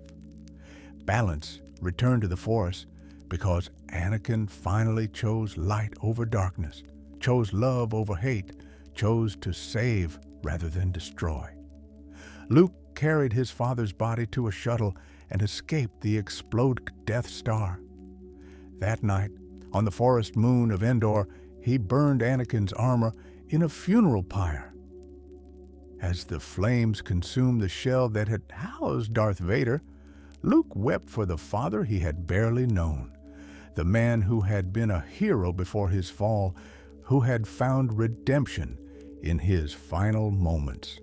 The duel between Luke and Vader aboard the Death Star was not won through superior skill or greater power. It was won through faith, through Luke's unshakable belief that good still existed in his father, through his refusal to give in to hatred even when it would have been easier. In the end, the greatest victory came not from fighting, but from refusing to fight, from choosing love over vengeance, from believing in redemption when everyone else saw only a monster. Ancient echoes, the duels that shaped the old republic. The duels we remember most vividly are often those from more recent history, preserved in detailed records and witnessed by survivors who could testify to what occurred. But the ancient past holds its own share of legendary confrontations, battles that shaped the Sith and Jedi orders in their formative years. Though time has obscured many details, the echoes of these duels reverberate through galactic history. One such confrontation took place on the very edge of recorded Sith history, the duel between Naga Sadow and Ludo Kresh. These two Sith lords emerged as rivals following the death of Marka Ragnos, the Dark Lord who had maintained unprecedented stability in the Sith Empire for over a century. Ragnos' funeral became the stage for their rivalry to erupt into violence. Sadow and Kresh represented two fundamentally different visions for the future of the Sith Empire. Sadow was ambitious and expansionist, believing the Empire should aggressively spread into new territories and eventually challenge the Republic. Kresh was conservative and cautious, arguing that the Empire should consolidate its existing power rather than risk overextending itself. Their philosophical divide made coexistence impossible. As mourners gathered at Ragnos' tomb, Sadow and Kresh arrived with their supporters. Tension filled the air like an approaching storm. Words quickly escalated to accusations, then to threats. Finally, both Sith lords drew their weapons and engaged in a fierce duel before the assembled mourners. Their lightsabers clashed repeatedly, neither gaining clear advantage as their followers watched with growing alarm. What happened next passed into legend. Witnesses claimed the spirit of Mark Aragnos himself appeared before the dueling lords, his ghostly form manifesting through the Force. The dead Emperor's shade commanded them to stop their conflict, warning that internal division threatened everything the Sith had built. He spoke of great potential in their future, but also terrible risks. Then, as suddenly as he appeared, the spirit vanished. The duel ended without a clear victor, but the succession crisis continued. Sadow's faction and Kresh's forces maneuvered for position, building alliances and preparing for possible civil war. This internal conflict made the Empire vulnerable at precisely the moment when Republic scouts accidentally discovered Sith space, leading to the Great Hyperspace War and ultimately the Empire's collapse. Sadow and Kresh would clash again during the chaos of that war. When Sadow's invasion of the Republic failed and he retreated to Sith space with Republic forces in pursuit, he found Kresh waiting with a fleet. Civil war erupted even as external enemies closed in. Sadow managed to destroy Kresh's flagship in the orbital battle, apparently killing his rival. But the victory was hollow. Within hours, Republic warships arrived and forced Sadow to flee, leaving the Sith Empire to be systematically destroyed. Their rivalry demonstrated a truth that would plague the Sith for millennia. Internal division often proved more dangerous than external threats. Two powerful Sith lords, each capable of great achievements, destroyed each other and their empire because they could not unite against a common enemy. This lesson would eventually lead to Darth Bane's Rule of Two, an attempt to channel Sith ambition in ways that strengthened rather than weakened their order. Another legendary figure from this era was Freeden Nad, a fallen Jedi whose influence extended far beyond his lifetime. Nad's story began not with a duel, but with expulsion from the Jedi Order. For his dangerous obsession with forbidden knowledge, he sought out the tomb of Naga Sadow on the moon of Yavin IV, and there the ancient Dark Lord spirit taught him Sith techniques that had been lost for centuries. Nad's most significant duel was not a physical confrontation, but a spiritual one. When he traveled to the planet Onderon, he used his dark side powers to overthrow the existing order and establish himself as king. His reign brought prosperity at the cost of moral corruption as he introduced Sith teachings and dark side practices to his new realm. But his true legacy came after his death, when his spirit lingered as a Force ghost, guiding subsequent generations toward darkness. It was Freeden Nad's spirit that would corrupt both Exar Kun and the Krath, setting in motion the events that led to the Great Sith War. Though Nad himself never fought the legendary duels of physical combat, his influence orchestrated confrontations that shaped galactic history. His eventual destruction at the hands of Exar Kun demonstrated an important principle. Even Sith lords must eventually make way for their successors, whether willingly or not. The old Sith Wars era produced numerous other confrontations that deserve mention. The campaigns of Darth Revan before his fall saw him duel and defeat Mandalore the Ultimate, ending the Mandalorian threat through personal combat. This victory established a pattern that would recur throughout history. Significant galactic conflicts often came down to duels between champions, with the fate of civilizations hanging on the outcome. During the period when Revan's Sith Empire was fragmenting after his redemption and Malak's death, various warlords and would-be Dark Lords fought for dominance. The Sith triumvirate emerged from this chaos: Darth Traya, Darth Nihilus, and Darth Sion, Each possessed unique and terrible powers. Nihilus could drain entire planets of life through the Force. Sion sustained his broken body through sheer hatred. Traya understood the Force in ways that transcended traditional Jedi or Sith teachings. Their eventual confrontations with the Jedi exile, Mitra Surik, represented duels where victory required more than lightsaber skill. Against Nihilus, conventional combat was nearly useless. Only by exploiting his specific vulnerability to Force bonds could he be defeated. Sion had to be convinced to let go of his hatred to finally accept death after centuries of forcing himself to continue through dark side willpower alone.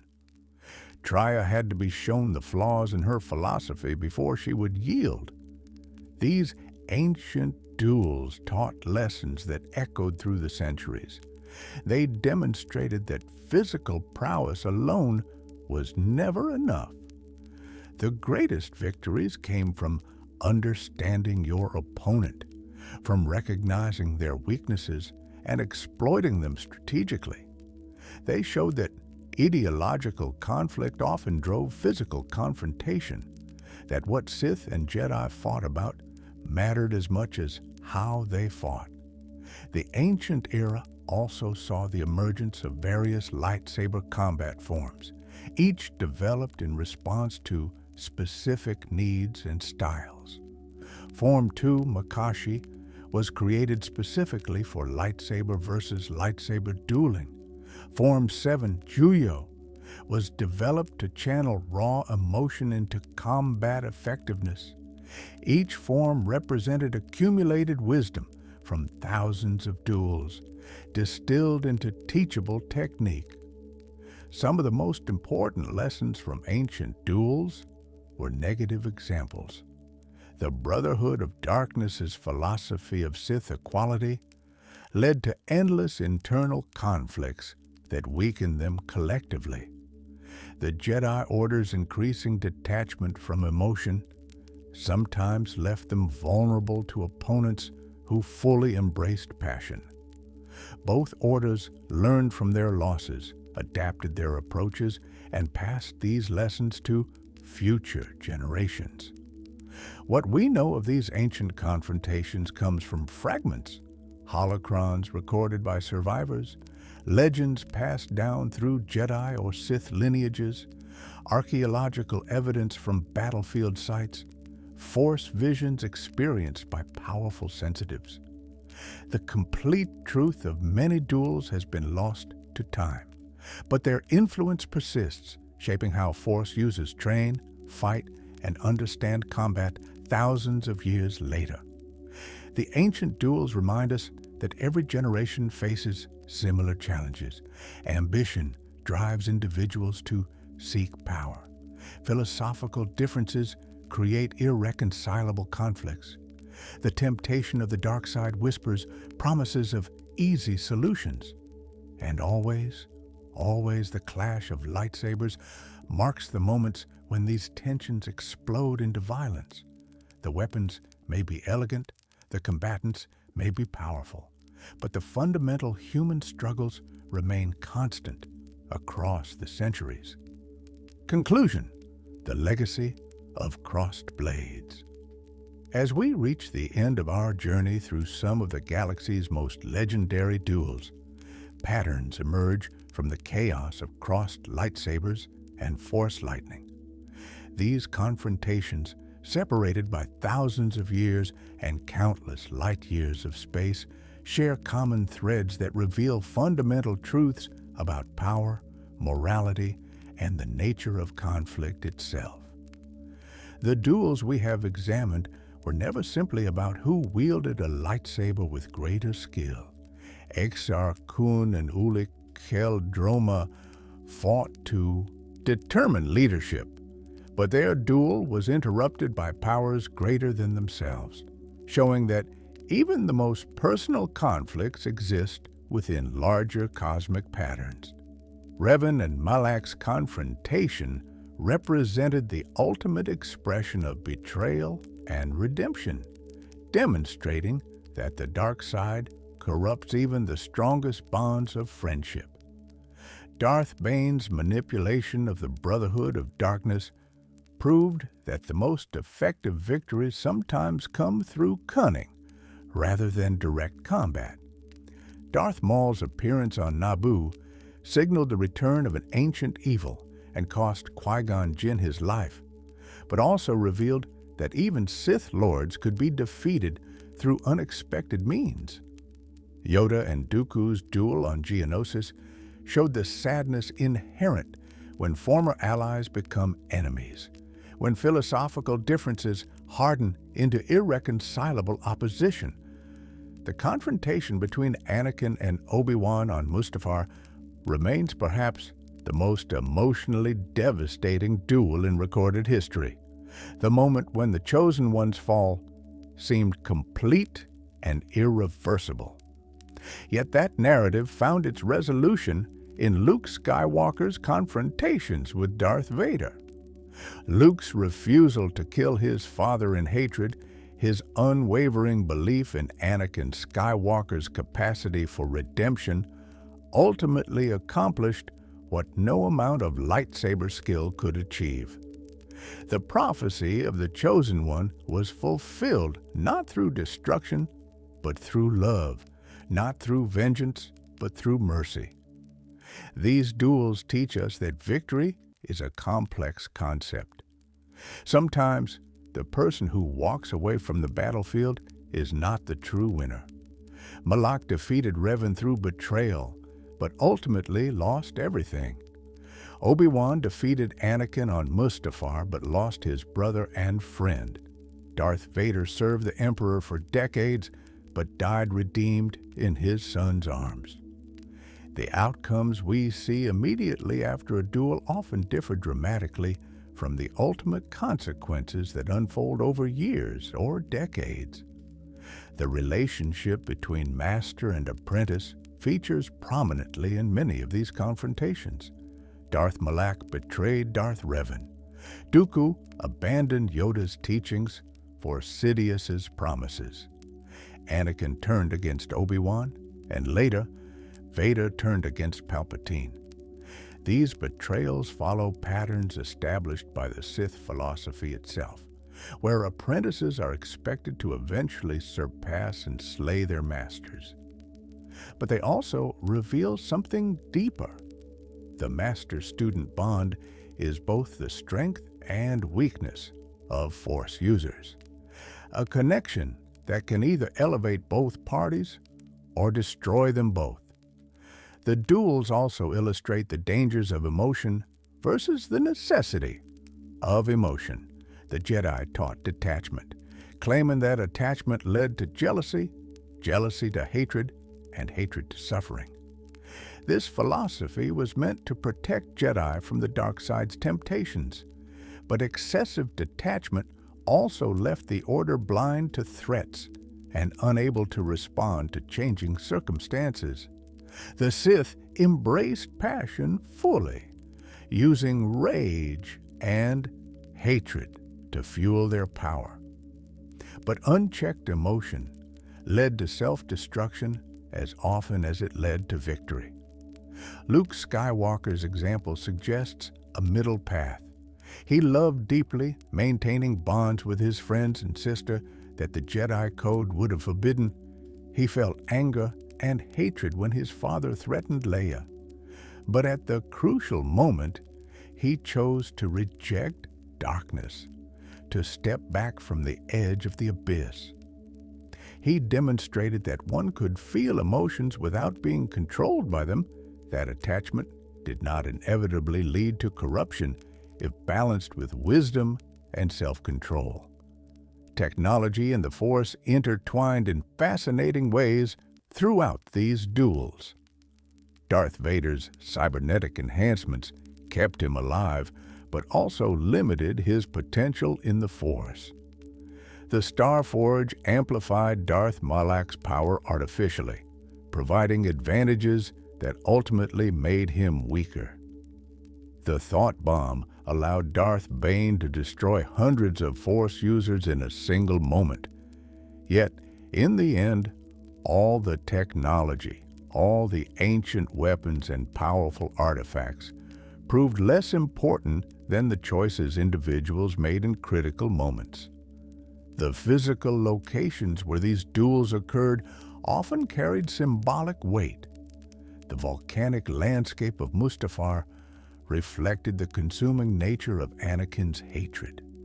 The generator complex on Naboo, with its energy barriers separating combatants, created a rhythm of anticipation and action that mirrored the duel's larger themes.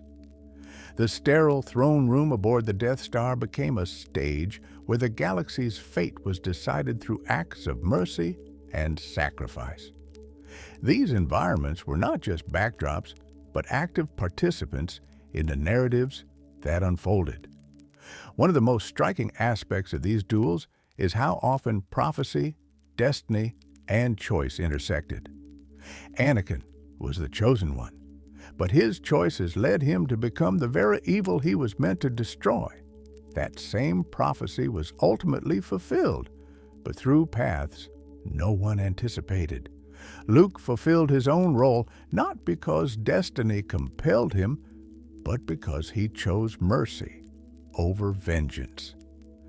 These stories suggest that prophecy provides possibilities rather than certainties, that destiny is something achieved through choices rather than imposed through cosmic inevitability. The great duels remind us that violence, even the elegant violence of lightsaber combat, carries costs that extend far beyond the immediate participants. Qui-Gon's death robbed Anakin of the mentor who might have guided him better than Obi-Wan could. The deaths at the thought bomb's detonation eliminated hundreds of Force users who might have contributed to galactic civilization. Every duel left trauma, loss, and absence in its wake, reminders that no victory in combat is ever truly clean or complete. Yet these duels also demonstrated courage, loyalty, and the capacity for change. Obi-Wan faced his fallen student on Mustafar despite his reluctance to kill Anakin. Luke surrendered himself to save his friends and redeem his father. Revan chose the light side even after remembering his identity as a Sith Lord. These moments of heroism, often taking place in the midst of violence, showed that even in war, even in combat, individuals can still make choices that honor their values and principles. The lightsaber itself has become a symbol of these larger themes. This elegant weapon can cut through nearly any material, yet in the hands of Force users, it represents something beyond mere destructive capacity. The color of the blade often reflected the wielder's connection to the Force. The style of combat revealed personality and philosophy. The sound of ignition signaled the moment when words ended and action began. These weapons were extensions of their wielders' souls, channels for the Force itself. As the galaxy moves forward from these legendary confrontations, the lessons they teach remain relevant. New Force users will face their own crucibles, their own moments when everything hangs on the edge of a blade. They will grapple with the temptations of power and the seduction of easy solutions. They will face choices between vengeance and mercy, between attachment and detachment, between serving themselves and serving something greater. The duels we have examined span millennia of galactic history, yet they feel timeless because they address eternal human struggles. How do we handle power when we possess it? What obligations do we owe to those who trained us or those we have trained? When do we fight and when do we choose peace? How do we respond when those we love choose paths we cannot follow? These questions transcend time and place. speaking to fundamental aspects of consciousness and morality. The Force itself seems to work through these confrontations, using conflict to drive change and evolution. Each generation of Force users stands on the shoulders of those who came before, learning from their victories and their mistakes. The forms of lightsaber combat evolved through countless duels, each one contributing data points to an ever-growing body of martial knowledge. The philosophical understanding of light and dark side deepened as Force users grappled with the implications of their choices and their consequences. Looking back across this long history of crossed blades and Force powers, we see a story of struggle and growth.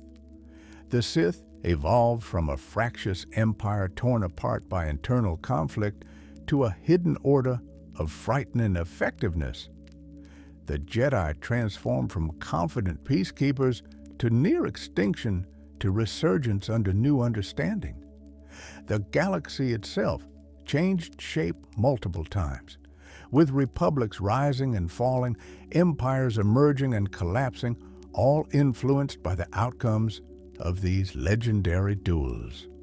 The greatest duel, perhaps, is the one that continues in every Force-sensitive being. The internal struggle between light and dark, between selfishness and service, between fear and courage.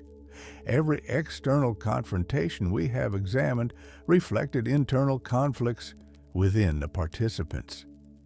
Anakin's battle with Obi-Wan externalized his internal war between Anakin Skywalker and Darth Vader.